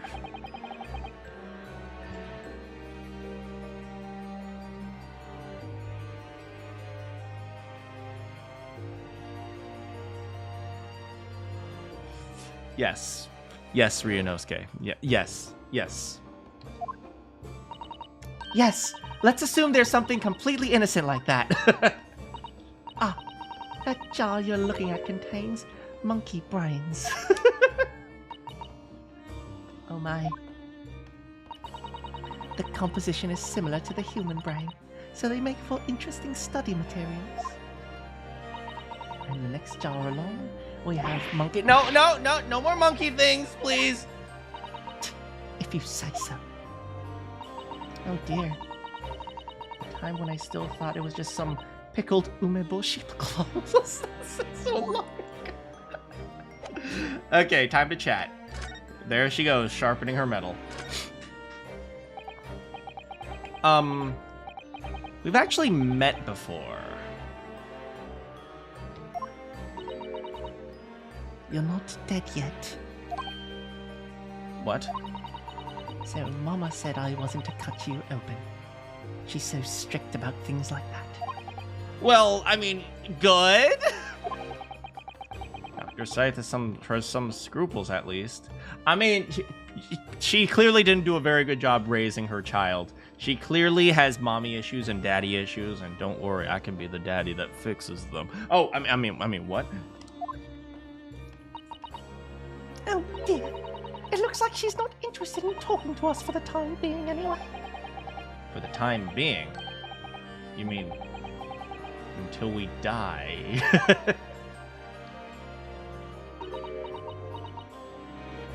Are you dead yet? No?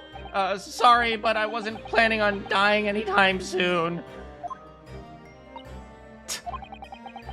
Surely there's some less drastic way of making her listen. How about, do you like, skulls? Do you like autopsy reports? Dr. Gory, I actually came here to ask you about this.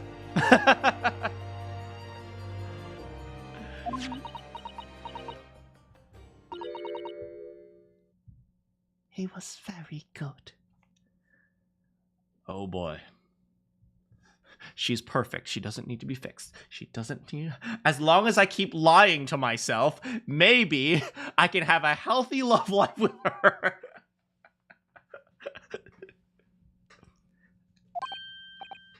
Good. Sorry. His skin didn't snag my blade once.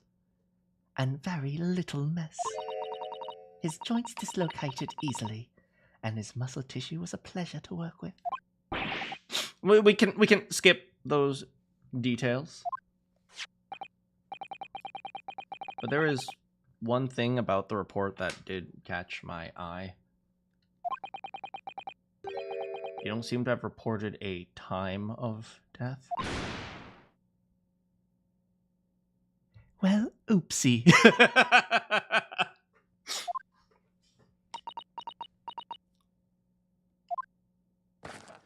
Oh my! Oh! Oh! Oh my! Oh! Shit! I don't need to fix nothing. She is perfect. Oh my god!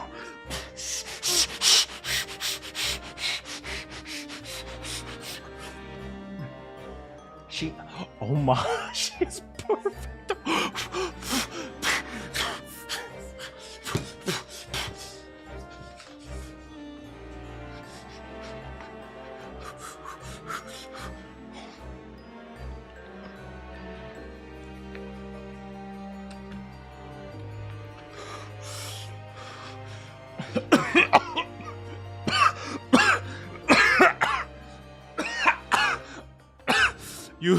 You my, oh my, I need some milk.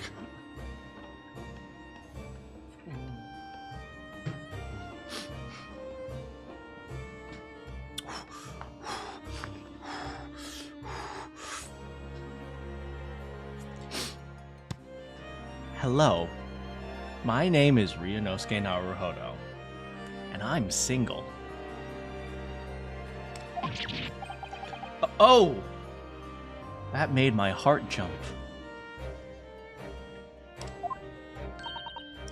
Then please, tell us what happened.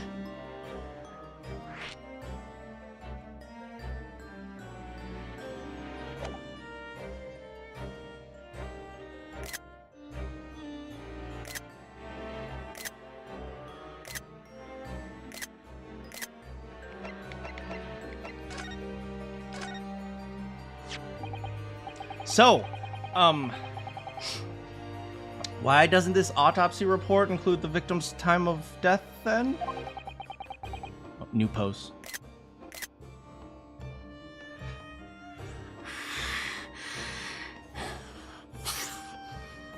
It's really the most crucial detail.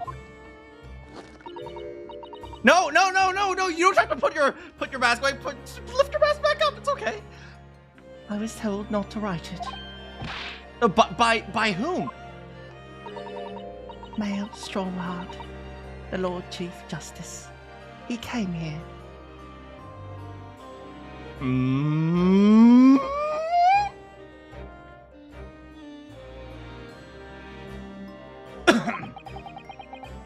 Lord Strongheart came. He said from the witness statements about the gunshot. He said that from the witness statements about the gunshot and other evidence, it was obvious. The man clearly died at 5 p.m. on November 1st, when the gunshot was heard.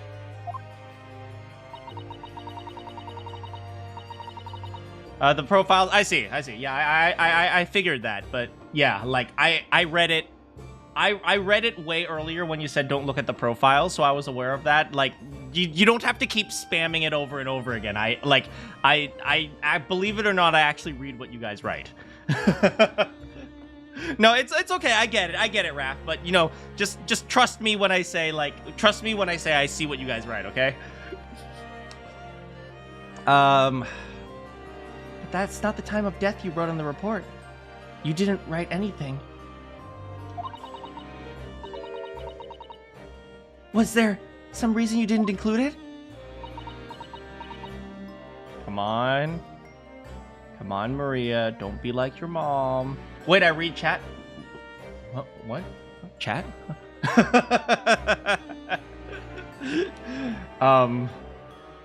Don't be like your mama. Your mama's in jail.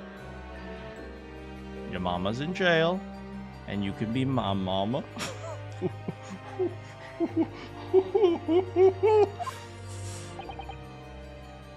Dr. Gory, if you're hiding under something under Lord Strongheart's instructions, or if you're hiding something under that mask, then sooner or later, you're gonna go the same way as your mama. Oh, damn, we talking about mamas now! Oh, that's right! That's right! Your mama, so fat, when she go to the movie theater, everyone's sitting next to her. Oh! Oh!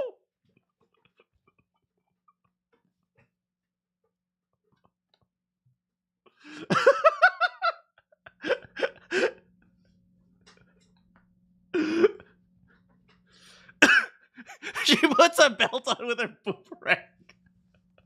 That's right. We talking about your mama. Come on, girl.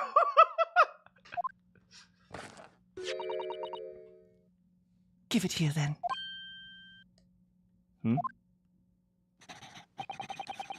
What's she scribbling so furiously?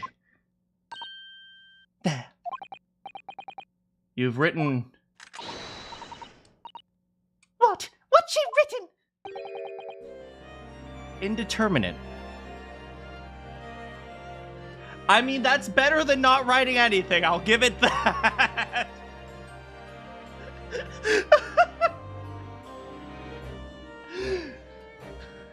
I'll give her that. In theory, that is better than not writing anything.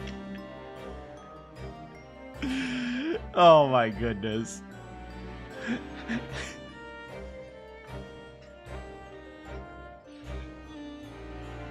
She is a great character. Yes. Yes.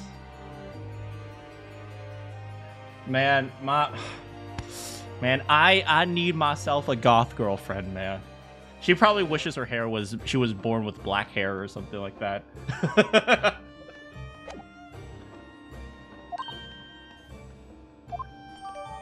The details of the autopsy report. I wonder why she says that it's indeterminate.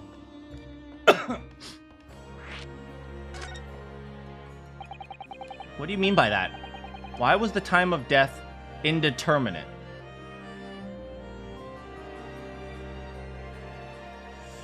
The time of death was indeterminate because body heat was manipulated.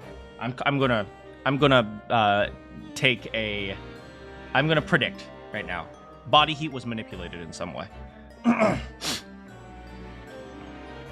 She should get some of her lost hair tonic. Her hair turns pink. That's even worse. Well, the specimen was brought in. It was still fresh. Oh my god, look at her. She is beautiful. Oh my god, she's amazing. So the time of death could easily have been coincided when the gunshot was heard. But there was one small discrepancy. What discrepancy? There was some fried fish in the pocket of the specimen's overcoat. Wait, he seriously stuffs his pockets with fish and chips? That's actually canon?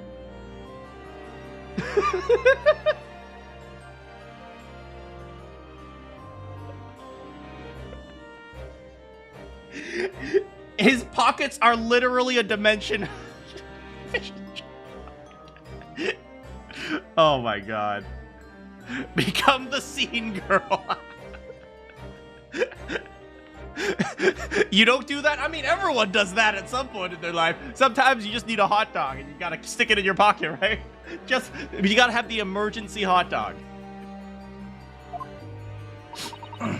and that fish had started to rot.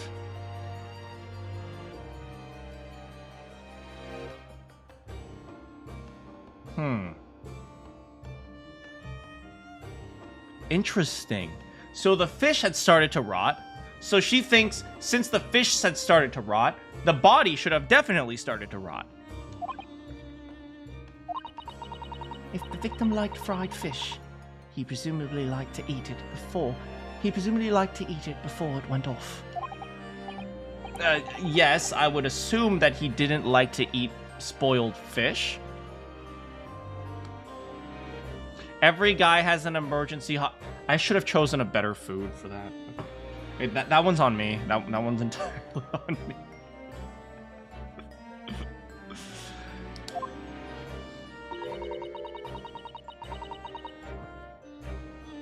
It's possible that someone tried to manipulate the apparent time of death. Manipulate? Is that even possible? Theoretically, if you were to chill the body on ice, you could delay the onset of putrefaction.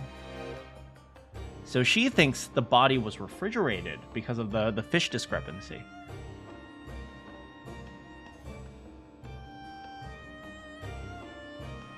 Did they have refrigerators back then? I don't know. I mean, ice boxes. They had ice boxes, at least. He was going to plant it on a rival vendor. I mean, he was getting Asashin to kill all the rival fish and chips vendors. Asashin and Daily. I mean, they had refrigeration. Yeah, but it was probably primitive. It was probably just ice boxes, probably. And if the overcoat wasn't on the body at the time? No, I'm sorry, Hugh Jazz. Considering chips in Britain mean the same thing as fries in America. You're Gregson. just stuff in your pockets with fries, man. Then only the fish would have started to rot. with today's science, it's not yet possible to determine if the body was chilled or not. I wonder if that's possible in today's science, like today's modern science. Hi, Gory. It's me from 100 and something years in the future. Hey, how's it going, Ivy? You love how they showed Ryo viewed Kazuma through the rose-colored glasses before they left London. Yeah, that is very true. I mean, that's actually a very common thing for people to kind of like view those who have deceased through like a very like positive lens. But yeah, it's a very interesting take for to be able to have Ryunosuke focusing so much on achieving Kazuma's dream, and then now that he's back, he kind of feels a little bit restless and aimless. And I think that's a really cool way of telling his story.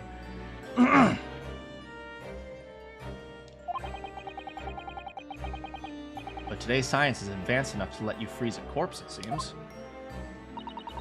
But surely, to chill a corpse like that would require an enormous electrical refrigerator. Electricity? What is that? I don't imagine many households in London even know what electricity is. Otherwise, the Altamont Gas Company would go bankrupt. No, definitely not. But maybe in a factory, or some other special places. I don't recall seeing any factories like that on Fresno Street. I wonder if the inspector's body had been chilled somehow. What might be the actual time of death?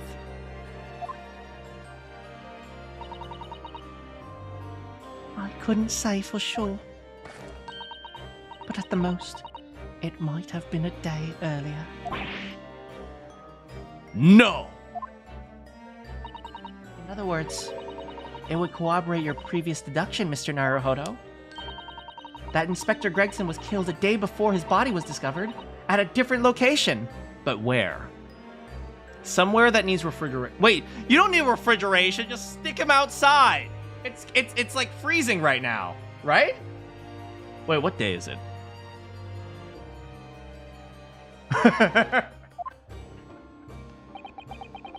Did you inform Lord Strongheart of this? He simply said there were no electrical refrigerators of that size in the vicinity. Yeah, but you can... Oh, yes. One other thing. Something that the governor of Barclay told. It was winter 6 months earlier, so it's probably still winter. Because for all of you from Britain, as you know, every year Britain has 2 days of sunlight.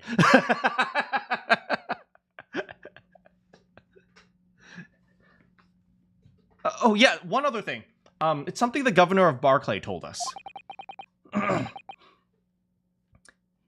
Meanwhile, every day is summer in California. That's also true. He said that your mother, Dr. Seif, was responsible for confirming the death of the professor after his execution. The professor. She looks so cute when she's pouting. Do you not like the professor? Apparently you always enjoyed listening to your mother's stories about work, so... We were wondering if you might know something about what happened. Also, yeah, I do realize I'm asking about your mom after I started telling mad yo mama jokes.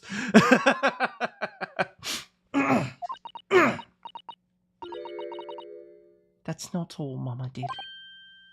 Sorry? My mama carried out the autopsy of Clint Van Zeeks as well. Damn, if this ain't a thick-ass plot. God damn, this is a thick-ass plot. Oh! Ooh, I want to smack that plot. It's so... Damn, boy, he thick. Oh!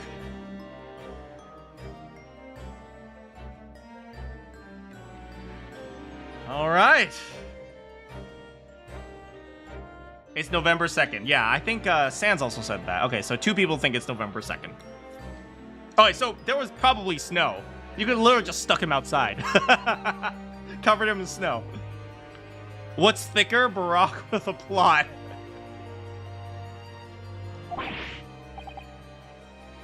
What? Really? The brother of Lord Van Zeeks? The professor's final victim.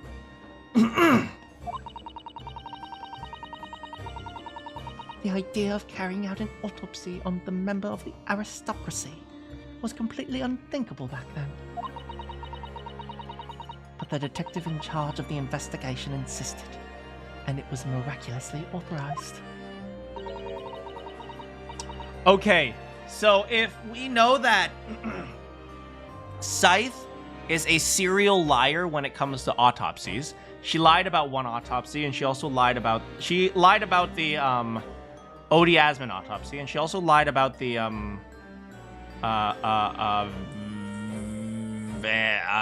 the professor autopsy. Then she might have also lied about Clint Van Zeek's autopsy. So yeah.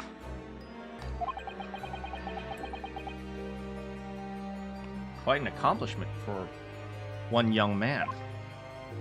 I guess he wasn't that young. He was like 30. Young for like a experienced detective. The autopsy provided a vital clue needed to arrest the killer.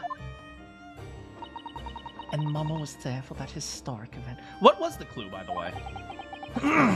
What does all this mean? You know, that amazing autopsy happened right here, in this very room. The professor and Clint Van Zeeks. They both spent their final moments before burial on that dissection table there. I mean, wasn't the professor alive? I guess a second autopsy had to occur. So this lab, Mama's lab, was instrumental in some of the country's most important events. It's too bad that she got them wrong. Supposedly. Actually, no, she did get the professor one wrong. Like, she just lied about that one. She's really proud of her mother. You want some more Yo Mama jokes, though? I wonder if you'd tell me more about exactly what happened back then, Dr. Gory. Also, I love you. What? Oh, yay! She's willing to talk to us more. The professor's execution was Mama's first big case. She had to be in attendance at Barclay Prison's execution chamber. and sign the certificate to the convict's death. Wait, that was her first big case? The professor execution was Mama's first big case. What about Clint Van Zeek? She just said she did Clint Van Zeek's autopsy had to come before the professor's, right? Otherwise, they couldn't have caught the professor. Right?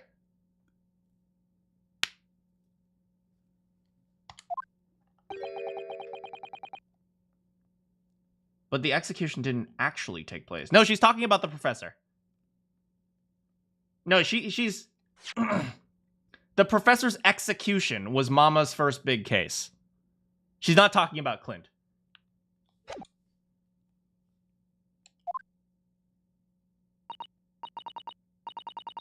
No. And worse still, Mama actually... That means someone else was responsible for Clint Van Zeek's autopsy. That's what it means. That's what it means. Let me go back to see what exactly she said.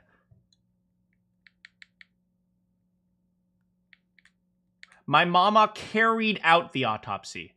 That's not the same thing as being in charge of the autopsy.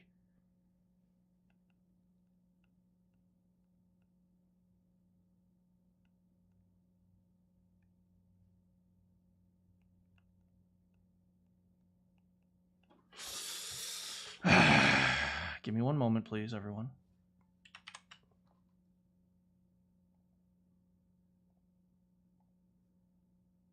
There it is.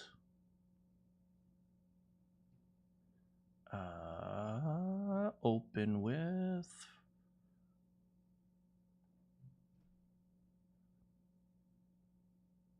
One moment, please. One moment, please. Okay.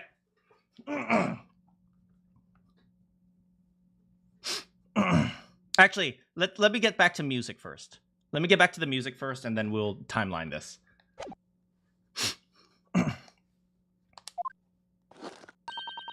I didn't want to know. We got to the music. Okay. And this is fitting music. Okay. All right, let's see where we left off. This is good music for this? Okay. So, last time we put together a few things, right?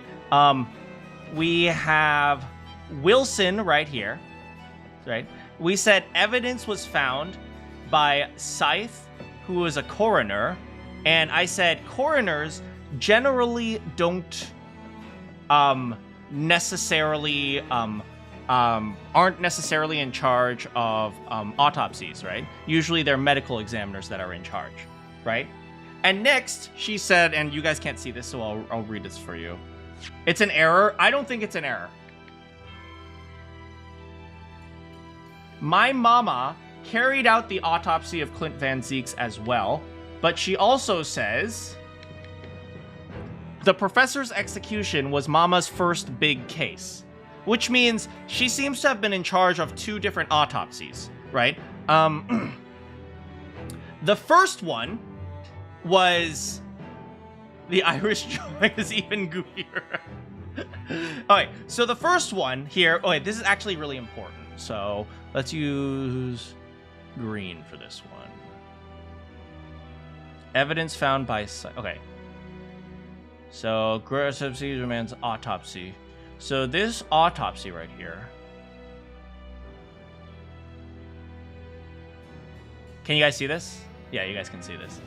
So this autopsy right here. That's just her canon appearance. Is trying to find cause of death.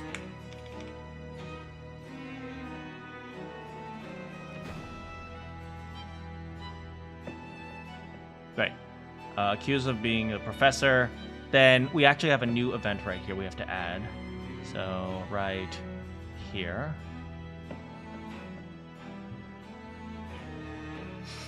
You forgot Iris's left arm is twice as... Shut up! I'm doing my best! Okay, right here. we have... No, after the Drebber event. I think this is after the Drebber event. Well, I don't know. Drebber event, I don't know if it happened before or after, but around this time, there was also Autopsy of Genshin Impact.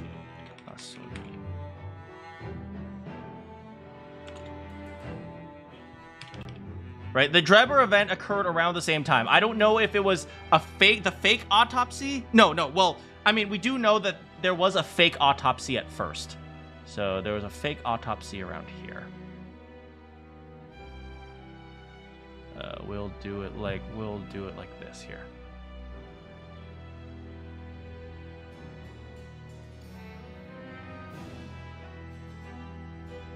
It's called perspective.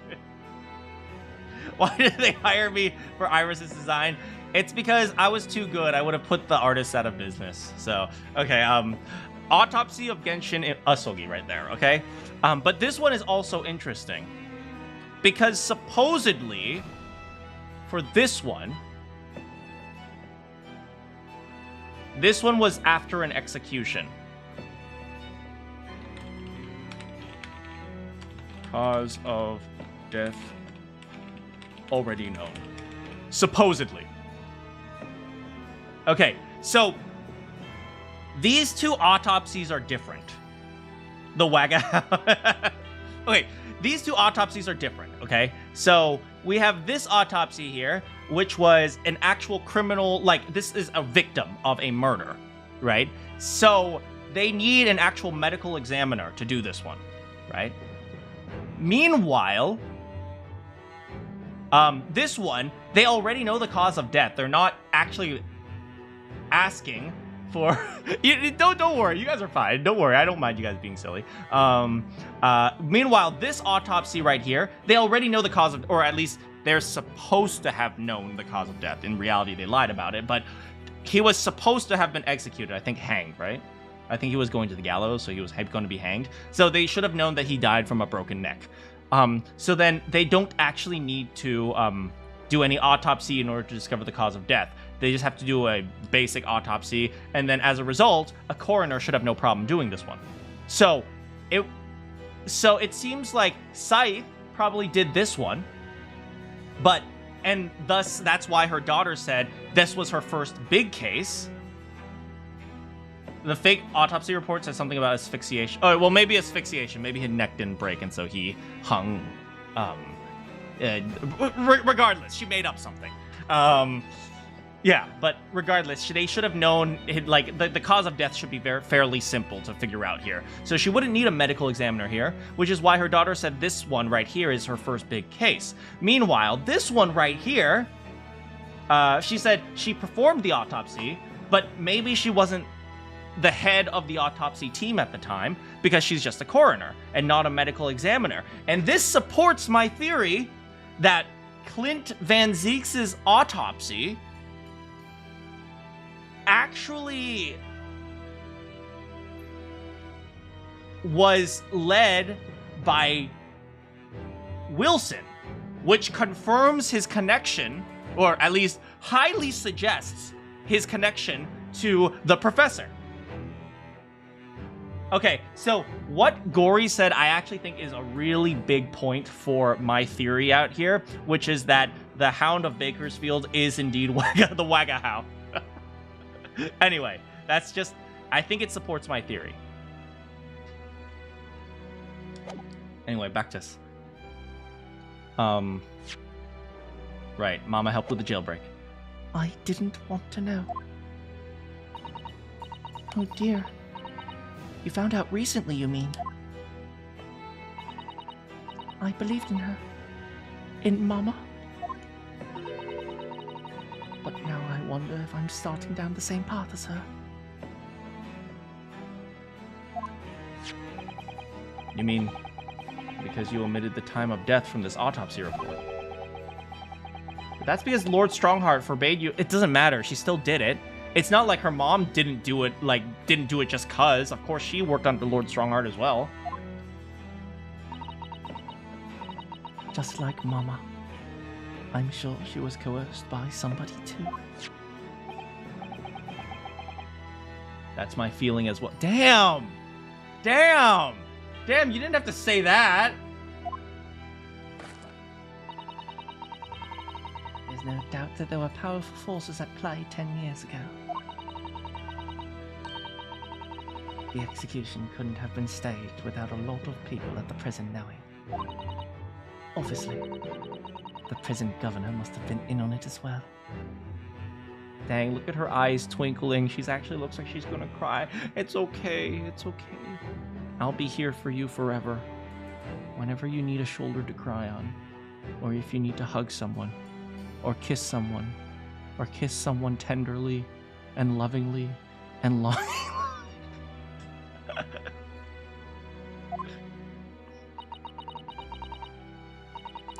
The big man with the little handcuffs.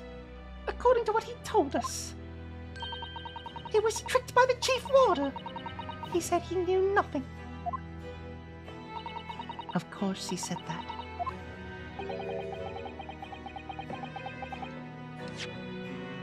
I'd say the same thing. Yeah, I do think Caden probably threw Vigil under the bus. It makes more sense for it to be in that direction than the other direction. Just who was behind the jailbait break 3 years ago. Also, hi, Will. You mentioned the autopsy of Clint Van Zeeks. It was at a time when carrying out autopsies of murder victims was unusual. You're not even that down bad with Barack. I don't know what you're talking about. I'm just taking pictures of my fiance/wife.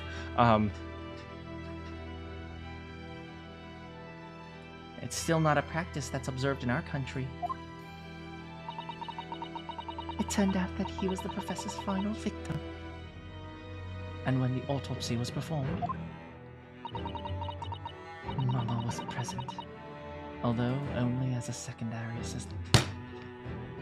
I'm just saying! Maybe I'm a little bit smarter than single-digit IQ, huh? Huh?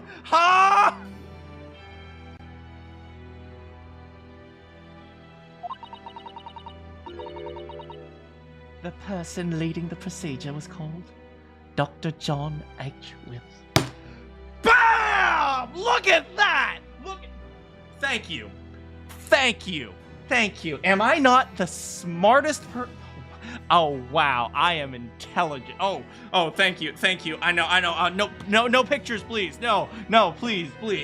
We'll have time for questions later.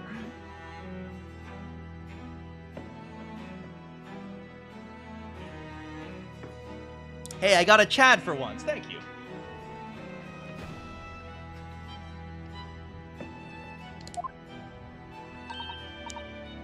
That's right. My daddy. Wait, you knew about this? What the frick, Iris?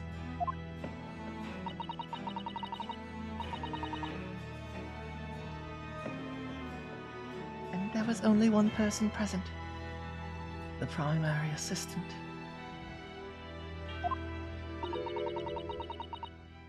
He was a visiting student.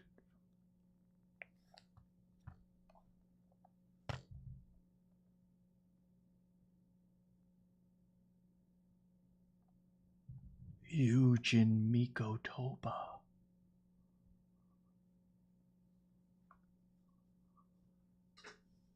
No.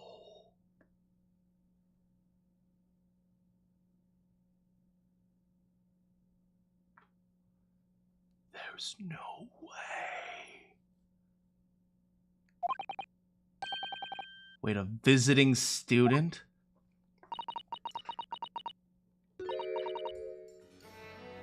It must have been my father, Yujin Mikotoba. I had no idea Professor Mikotoba had been involved in something so important. But the outcome of that historic autopsy was the discovery of a vital piece of... Look at her smile.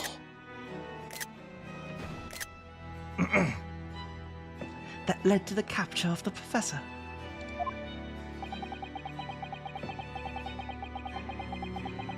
That's how they came to identify Genshin Impact as the infamous mass murderer. You happen to know anything about that piece of evidence? Can you tell us any more?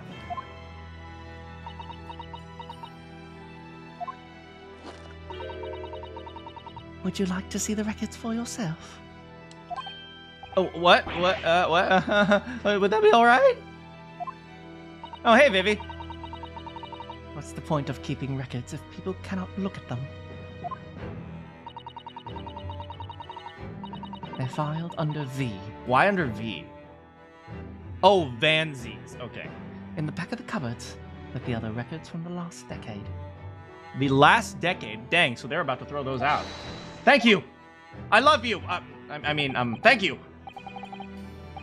Let's see, Van Zeeks, Van Wild, Van Weld, Van Jung, Van Yoth, Van Yover, Van Zat, Van Zed, Van Zor, Van Z.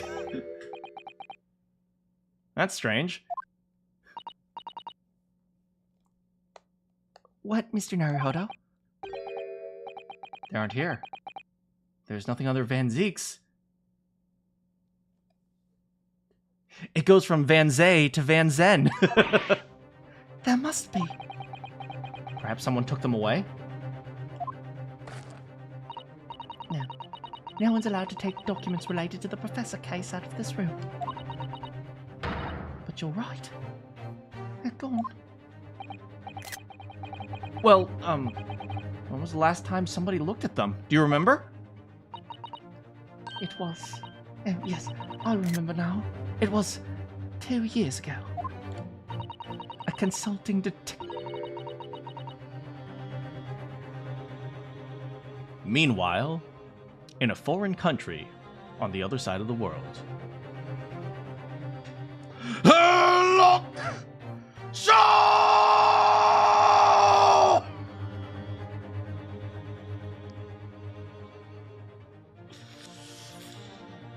Oh boy. No. You don't mean... Herlock Sholmes was his name. Deep down, I knew that was coming. Thank you, Natsume. Very cool. Have we been focused on Iris as the big bad this whole time? That we have been underestimating Sholmes? Is Sholmes actually not stupid?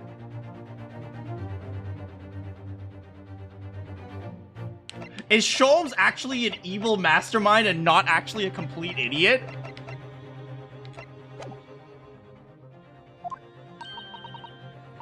Do you think he stole the records? Or he's one of Iris's pawns? Surely not. No, he's much more than a pawn. He's at least a knight.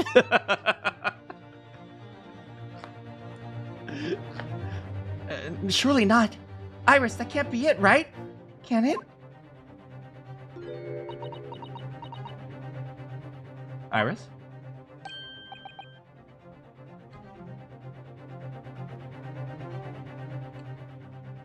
Iris, you may be very smart, but you're bad at lying.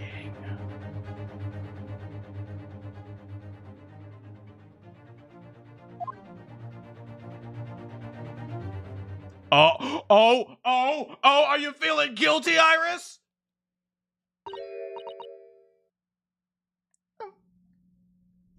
Ryuno. I hope you don't mind, but... What is it, Iris? I just remembered I have something very important I have to do. Iris! I don't have to leave you now. Oh, this is very sudden, Iris. Well, we'll come with you then. Oh, no, there's no need. You and Bruno take your time. She is the master. It was Iris all along. Bye for now then. Good luck.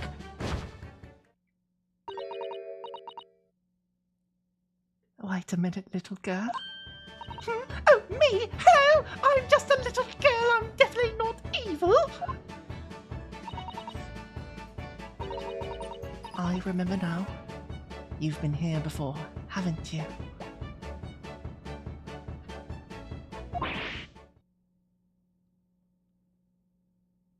No. Have you, Iris? Yes, 2 years ago, when that detective came. You were with him, weren't you? You were a living specimen then, too.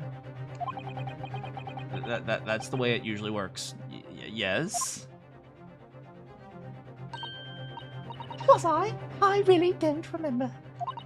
Anyway, sorry, but I must dash.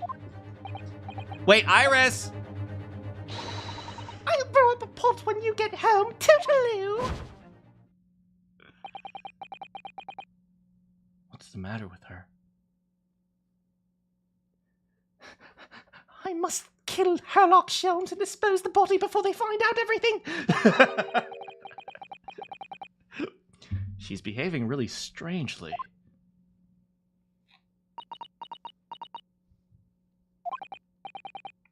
Well, in that case, we won't keep you any longer, my love. It's been quite a while since I've had any visitors. This was really fun. But next time you come, I'd prefer if you were ready for dissection. I can't make any promises. It's a bit strange that the records of Clint Van Zeek's autopsy have disappeared.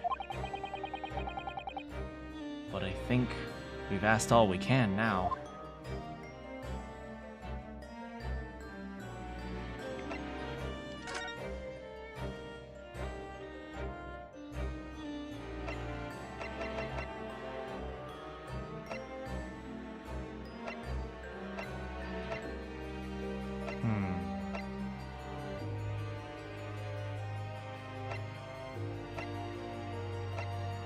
Let's see, do we have anywhere else to go?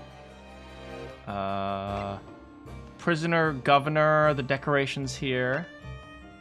Prison, Fresno Street. Oh, we haven't been here for some time.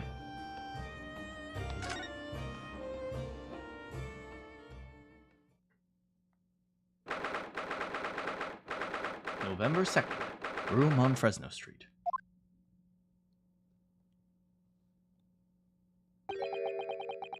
The police are still busily investigating, huh? But Gina's nowhere to be seen. Where is she? Yes, it has been blissfully quiet. Perhaps she's out investigating on her own, practicing what her boss taught her. Well, I expect she'll be back before too long. Shall we wait? Actually, there's something different about this room. Since we last were here, isn't there? We could always use the time to thoroughly investigate.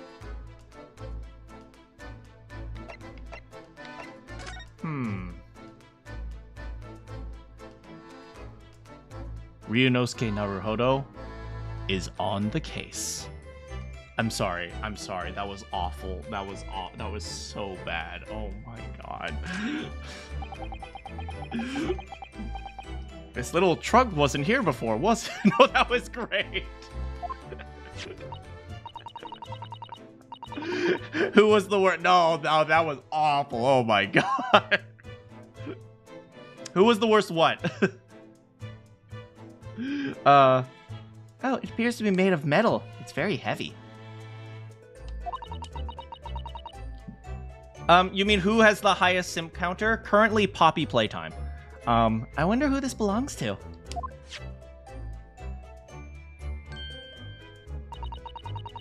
I don't know the who was the worst for in Ace Attorney universe, but Poppy Playtime, during that stream I had well over 100 simps. There are some initials on the outside. Look. TG. To spells Gresmerelda. Gresmerelda to spells! Of course! I knew it!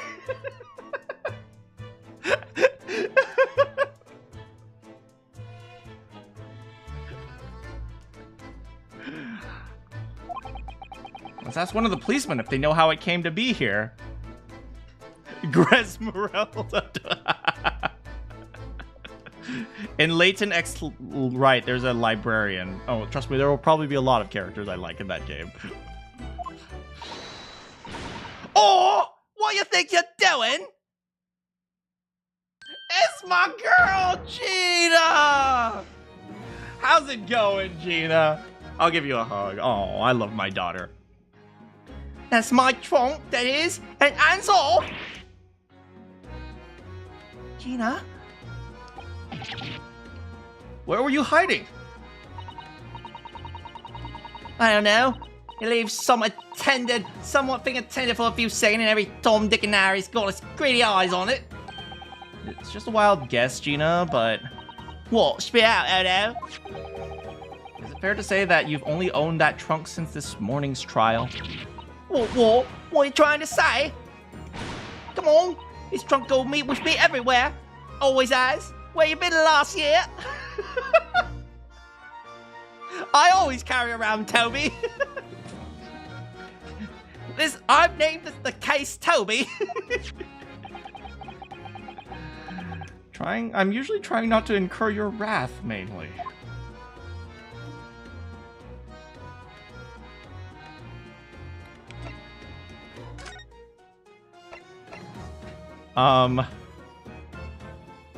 Gina's your daughter, but the girl who is a year older than her, I'm in love with. Look, I live in California, and as every person who lives in California, I need to date a woman who is the same age as my daughter.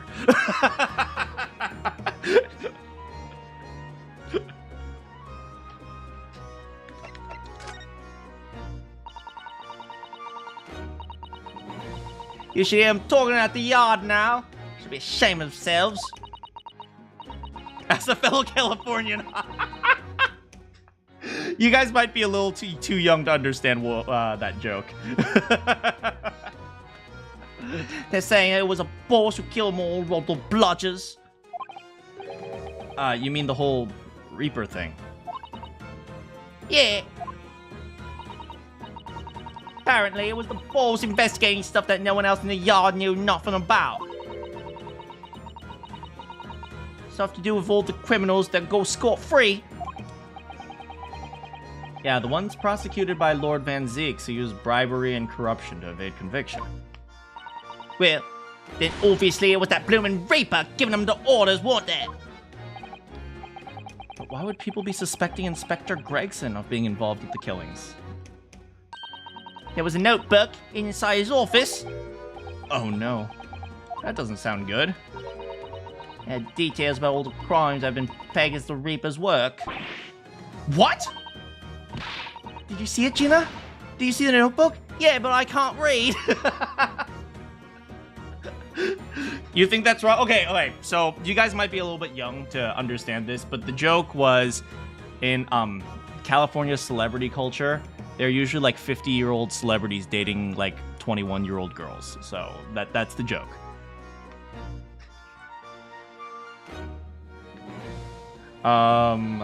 Did you see the notebook? They wouldn't flame and let me, because I'm just an apprentice, apparently. So DiCaprio, pretty much. But it was me who found it, and it was me boss. That's right. I was pretty miffed about it. I sneaked a peek at what it said. You're from the wrong part of California to get that. Oh, you're from the part of California that actually has logic and morals. You see, I'm from LA.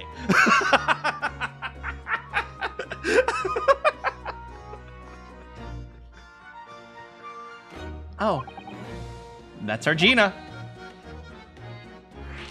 Tell us about the notebook. So you managed to see what was written in Gregson's secret notebook, huh? Well, I see it. It's my right to read what he wrote. And what had he written, Gina? Oh no, I don't know me letters. I've mastered F.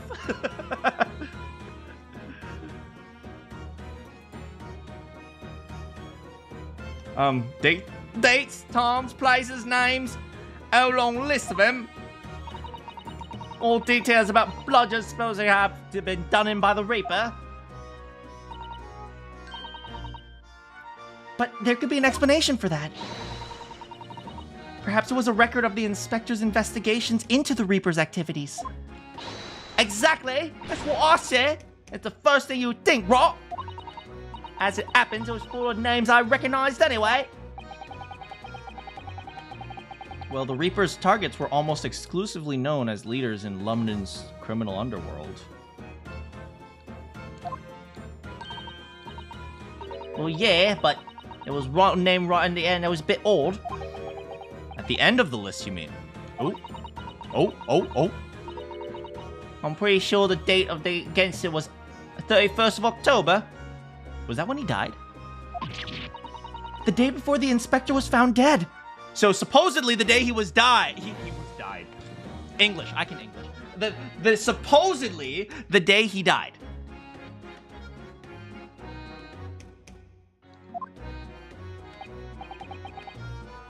So what was the odd name? It looked like a name I've seen before. Something like, Hugh Janus.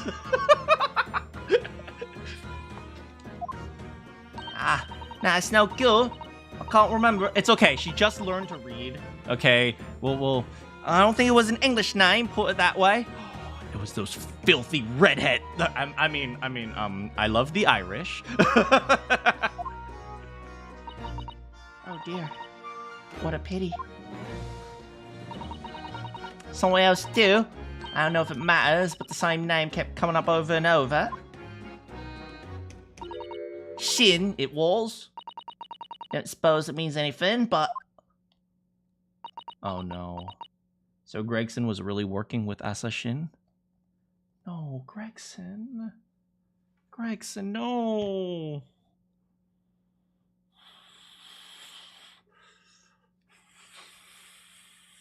Gregson. What do I have against the Irish?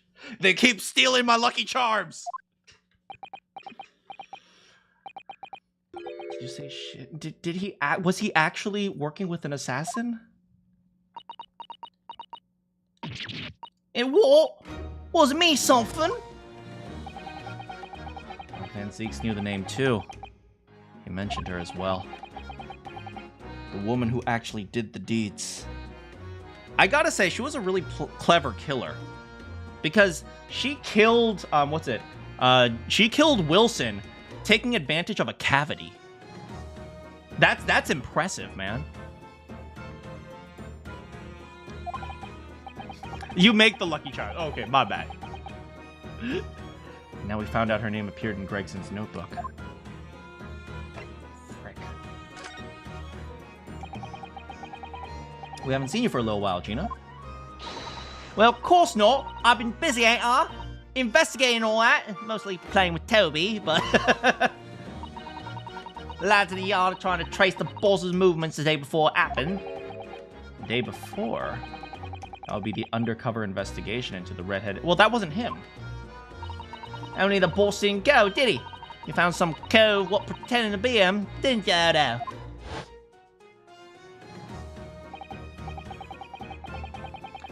Yeah, she only got caught because we happen to know a guy working on the... Yeah, I know, right? I know, right? It's like, it was literally like, she was actually a really intelligent killer.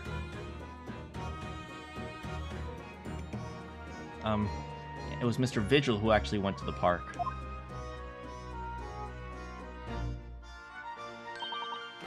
Anyway, you ain't the only one turning stuff up. I've got my own ways of getting results. When me and my partner are here together, there's nothing we can't track down. He's the spitting image of his father, Tobias Gregson. Toby. Oh, little Toby. He's such a faithful friend. So have you tracked down anything yet? What you think, eh? Of course we have. Can't tell you though. Police business, innit?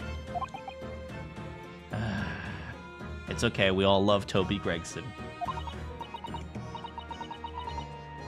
The point is, if you lot ever need help, you know who to turn to, right? Me and the alehound here, Toby Gregson. Right. Because he looks so hellish. Hey, I'd rather a canine unit be nice. If Gina ever adopts a kid, she'd probably have their middle name be Gregson. Yeah.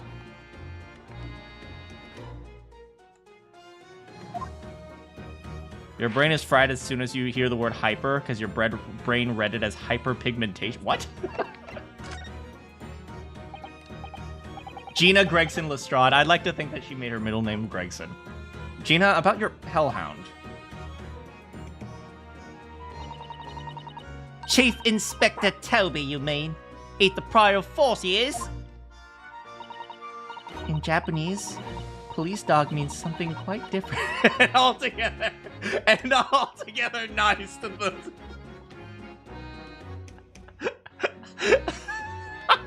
Okay. But here in Britain, it's a wonderful compliment. For a canine, at least. It should be. After all, in the Great Exhibition case the other day, it was Toby who managed to locate Trevor's workshop.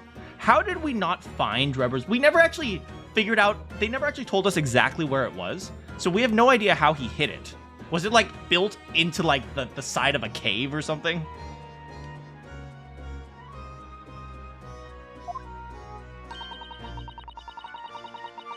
Maybe it's time for another demonstration of what a super dog can do.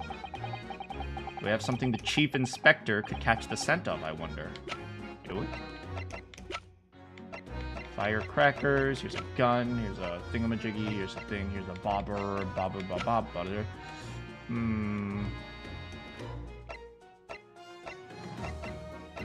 Oh, maybe Gregson's pocket watch.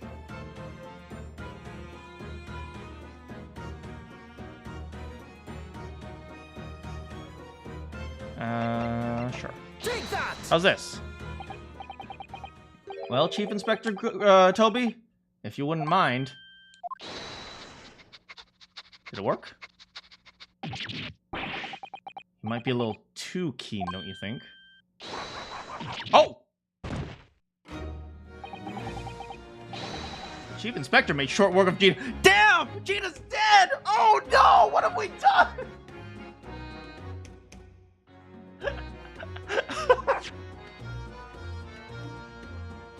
Oh, so that didn't belong to Gresmerelda to Spells, but Tobias Gregson. Look what he's gone to. Oh my, that trunk clearly has a strong scent. Of Inspector Gregson. In other words, must have belonged to him.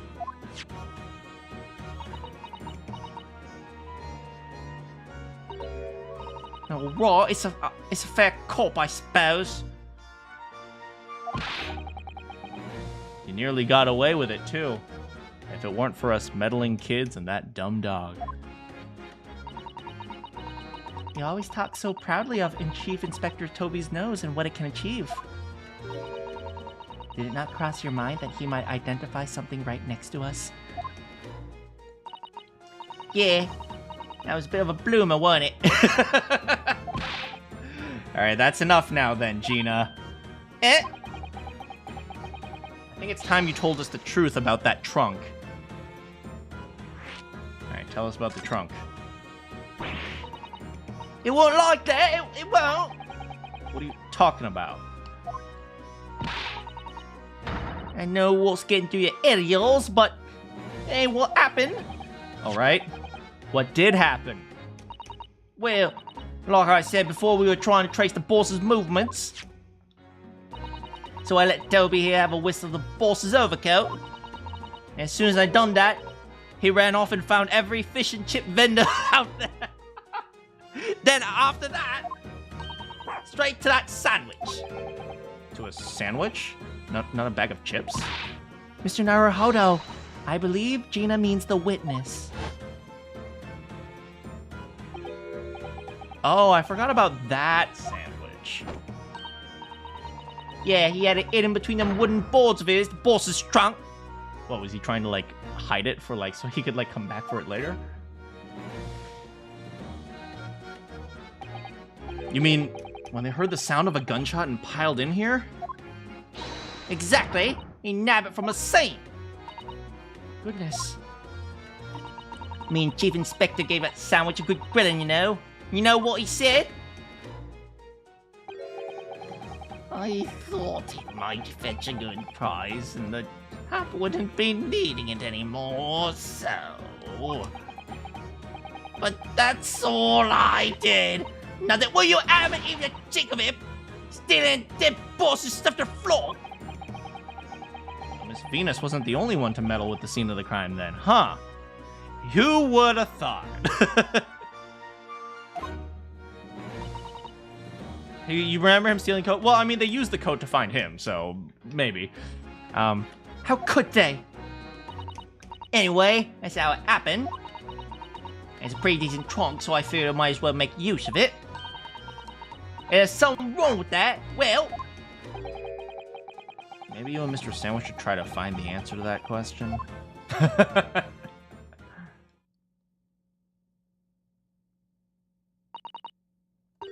I think perhaps that trunk should be turned over to the police, don't you? What you all about? I am the police! Why does no one respect my authority? Gina, if you wouldn't mind, maybe examine it. Yeah, alright then. Do what you want with it. Oh, there's some damage on the side. We'll make a detailed record of our examination. Ooh, yay.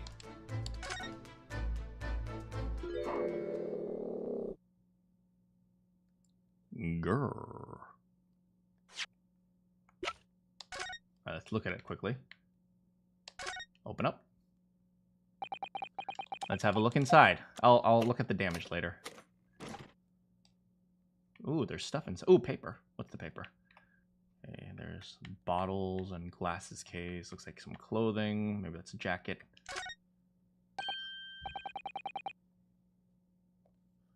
I just want Gina to grow up happy and healthy. I agree. There's something inside. Ooh, let's see.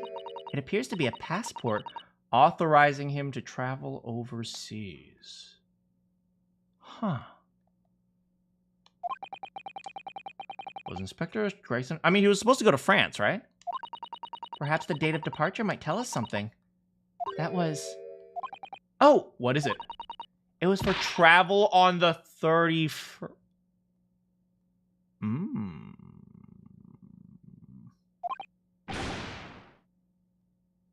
Really? Okay.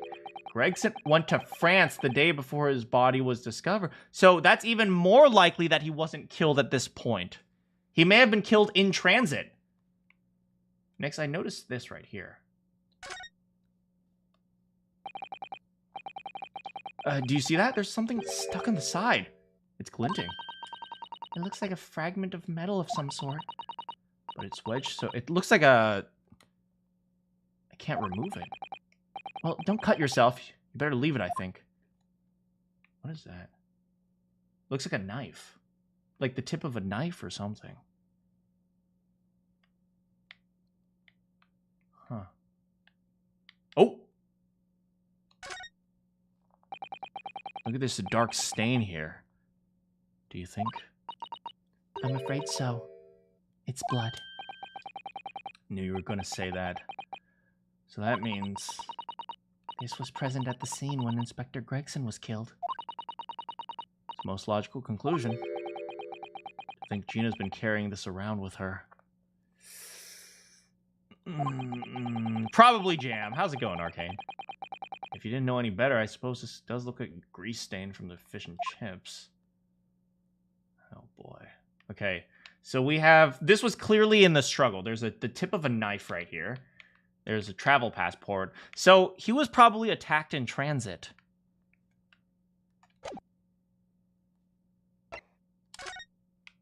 Gregson, passport ACD0522. Departure within 1 week from 31st. Destination Port of Dunkirk, France. Purpose of travel, police business. Notes: permission for the applicant and 1 additional person to travel. But that wasn't Gina, was it? How's it going, Punwit? Killed while on vacation. I mean, yeah. I mean, it did say police business, so it was killed on a business trip.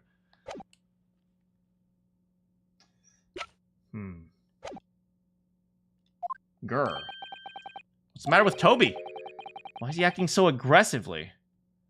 Arthur Conan Doyle's birthday, May 22nd. Oh, that's kind of a cool little Easter egg.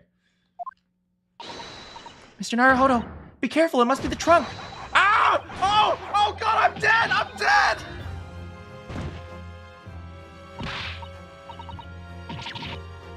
Tell me, oh, what you doing? You gonna lick your face off? Mr. Naruhodo! Mr. Naruhodo! Hey, look!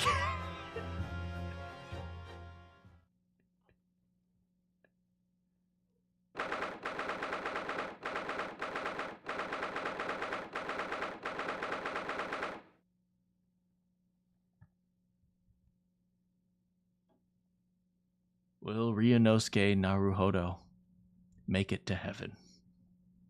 Find out next time. What the frick was that?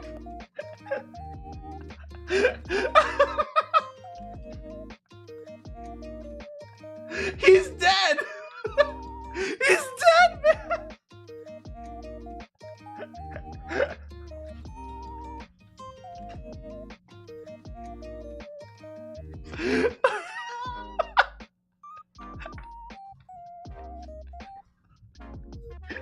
That was so stupid. The Hound of Bakersfield! It was there the whole time!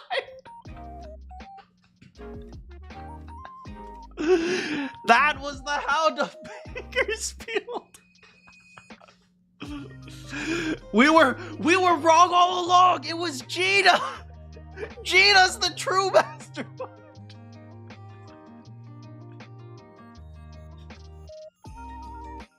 We were so distracted by Iris, we didn't think it could have been Gina! Oh man. That was such a fun episode. We got to meet Maria Gori, who is mwah. We got to meet... There weren't very many women this time around. We got to meet Barry Caden, who was mwah. Barry Caden may be a big boy, but he ain't no gumshoe. I'm sorry. There's only one big boy who lives in our hearts, and that's Gumshoe. The way he says, "Hey, pal."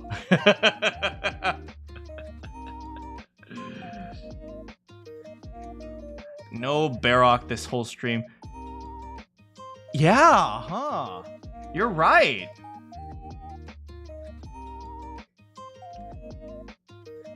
Yeah, that we didn't have Barack this whole entire stream. No Barack Obama.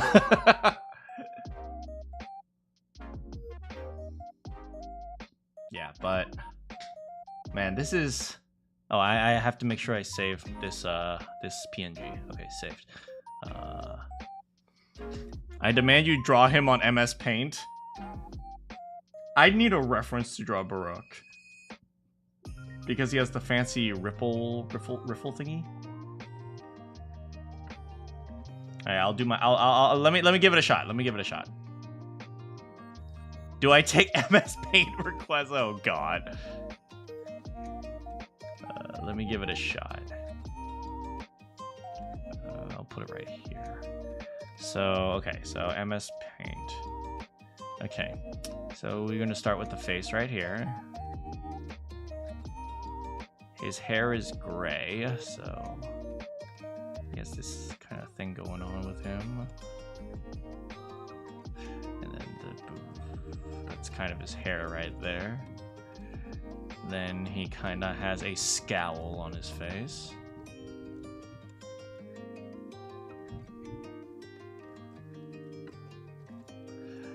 Okay, then he has like a little ascot.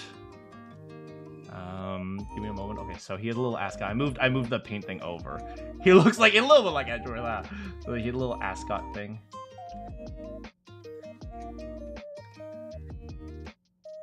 And he has a blue suit.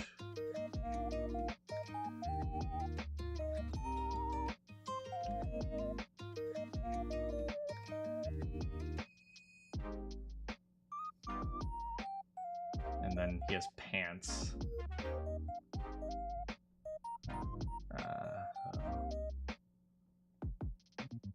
No. So.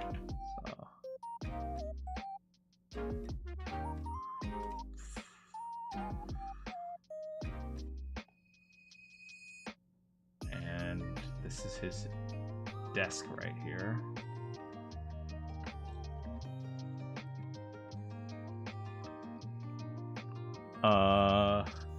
And then he has kind of pointy shoes right here, so boom.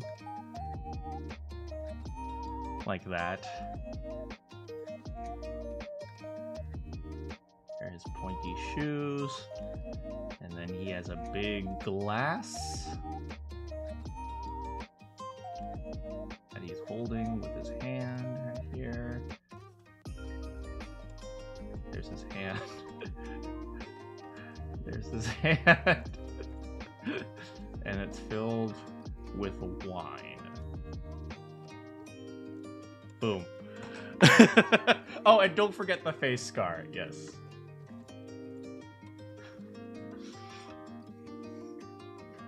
There we go. That is fancy.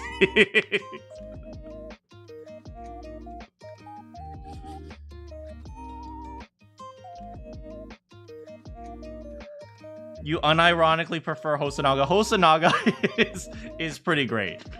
The scar goes over his hair. Of course it does. Have you never seen a scar before?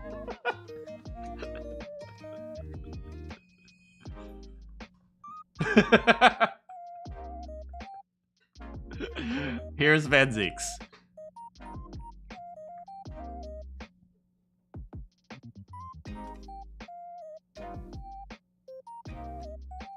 You actually have a scar over some hair. I mean, like, when you have a scar on your hair, like, the hair follicles get damaged, so you can very clearly see that scar. Well, it depends on how short your hair is, I suppose. Have I considered going pro with my art? Well, you see, it's going to be maybe about another 50 years before people accept my genius when it comes to art. Unfortunately, I'm a little bit too ahead of my time.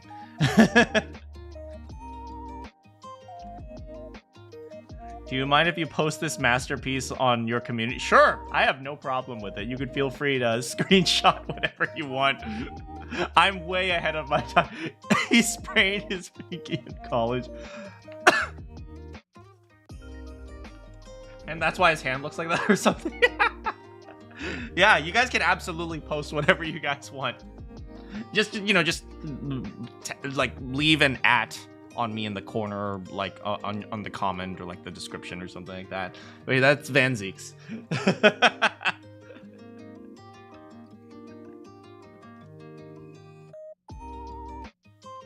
Maybe when this is over, you'll compile my timeline. I'm telling ya, I think my theories are coming together. I already predicted the John Wilson thing. You can't draw hands either. I mean, I can draw anything. These hands look great. I don't know what you're talking about.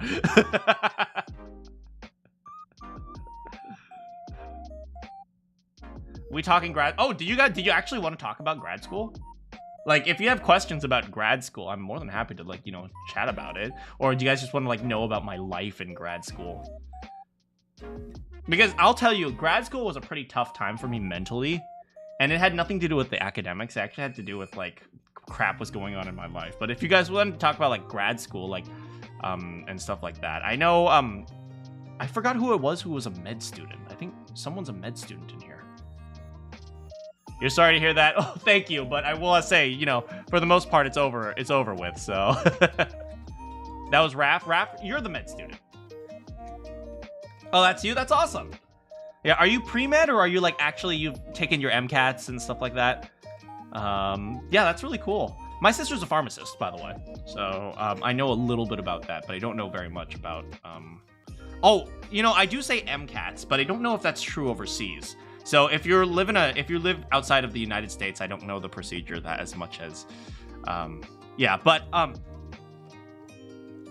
You're doing prereqs? Okay, that's pretty cool. Okay, yeah, I mean, you know, it's a slow process, so it takes some time, but, yeah, I will say this, like, I was you know, getting a medical degree is very different than getting, like, a PhD. Like, becoming a medical doctor, getting an MD is very different from getting a PhD, because MDs are generally more practicing, right? It's to an extent, it's a professional school. So when you do it, you're learning all the knowledge that you need as well as understanding the basics of research, but you don't go heavy on research unless you're like have like a really specific specialty. I think my sister specialized in urinary tract infections. I don't remember. Maybe.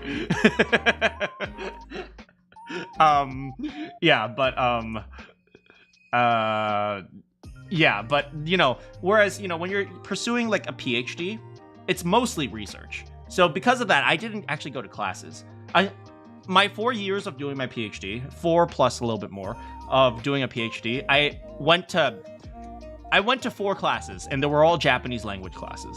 Like, they had nothing to do with my engineering degree, so...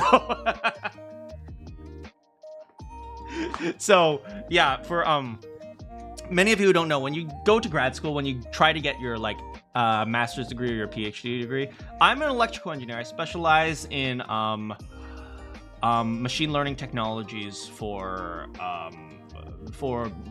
speech and audio applications. So things like that. So kind of like, yeah, things like that. I think that should be. I think you should kind of understand from there. But yeah, so when I went there, you know, it's kind of an electrical engineering PhD, and it's a weird combination. It's a really weird combination. And I will say, the actors right now are super against AI and the machine learning and all that. So I kind of have these two sides of me that I try to keep completely separate. Like, the actors hate AI, and my AI people, the ones that I do work with, research with, they hate my acting side. So. Well, no, they're the engineers. They're more fascinated by it. They're like, oh, that's kind of cool. That's kind of interesting. But you're a computer science major. Oh, you have a musical theater minor. That's awesome. Oh, that's why you were talking about your callbacks. Ah, okay, that makes sense. That's cool. Musical theater. That's not something that very many people, you know, study nowadays. Usually it's just theater or maybe acting. Like, you get your degree in acting or you get your degree in theater. But musical theater specifically, that's something that not too many people do these days. That's really cool. You used to be in IT? Oh, and now you're pursuing your medical? That's awesome. That's awesome. I mean, you know, you'd be surprised how much technology... I realize that Van Zeeks is just, like, standing there in the background while I chat with you guys. But, yeah, but, like, you'd be surprised how much IT and, like, technologies and all that come in handy when it comes to, like, doing so many different things. It's like, when you understand IT, when you specialize in IT and stuff like that, it's like, it literally applies to everything. So...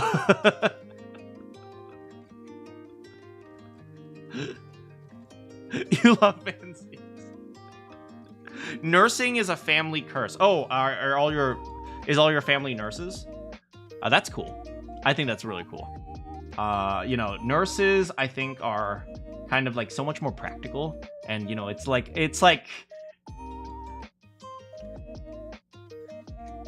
a lot of people don't really understand the difference between doctors and nurses. So I think, like, you know, when people actually make the distinction, like, my family does nursing and stuff, I think that's really cool. Meanwhile, you're struggling to get your high school work done as a homeschool child. Hey, you know, everyone struggles, and it's not there's nothing shameful in admitting that, hey, this thing is hard or that thing is hard or like, you know, certain subjects are hard, because that's how you improve, right? I am not like, I struggled like freaking hell, right? By the way, this is why I always say this is why I always say you don't need to be smart to get a PhD. I'm living proof of that.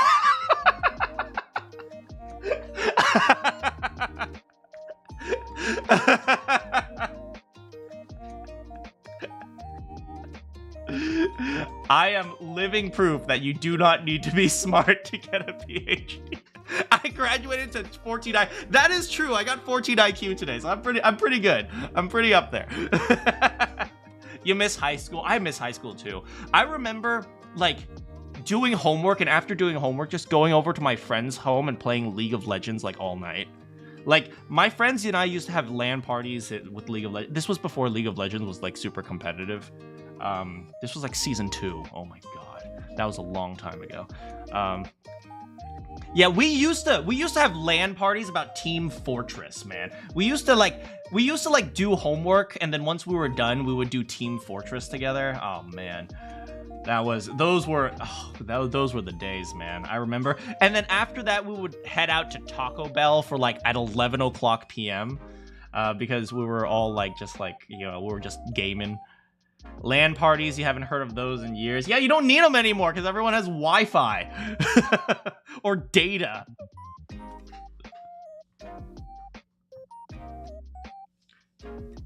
Yeah, I mean, at least when I finish high school, I'll be able to get a job and maybe a haircut. Maybe if I get a haircut, I'll pass the interview. Hey, you know what? It's okay to struggle. Life is struggling. Like, you're like, oh man. You know, the way I see it is, you know, when you think you're struggling, look back at where you were 5 years ago. And you'll realize, dang, I was really dumb back then, but now I'm way better. It's like, yeah, just look back at where you were 5 years ago. And you'll be like, yeah. Friends, why do you think I'm here? Theater kid alert. I was a theater kid too. Your friends are either in high school or halfway across the state. I mean, yeah, when you're, you know, now that you're out of high school and studying, like, I see my best friend like once a year. I'm gonna be honest here.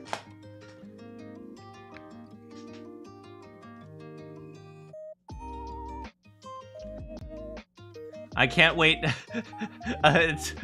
until next case so I can go full theater kid. Every time you don't have it, you look like Lord Farquaad. Hey, you know, one of the reasons why I wear headphones is because, like, without my hair, like, I have like these like whenever I get out of the shower, it always curls upwards. So.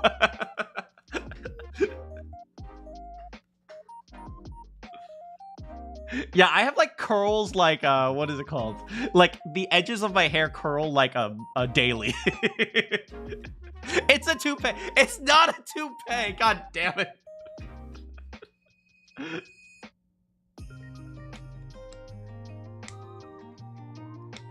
Y'all get out of here.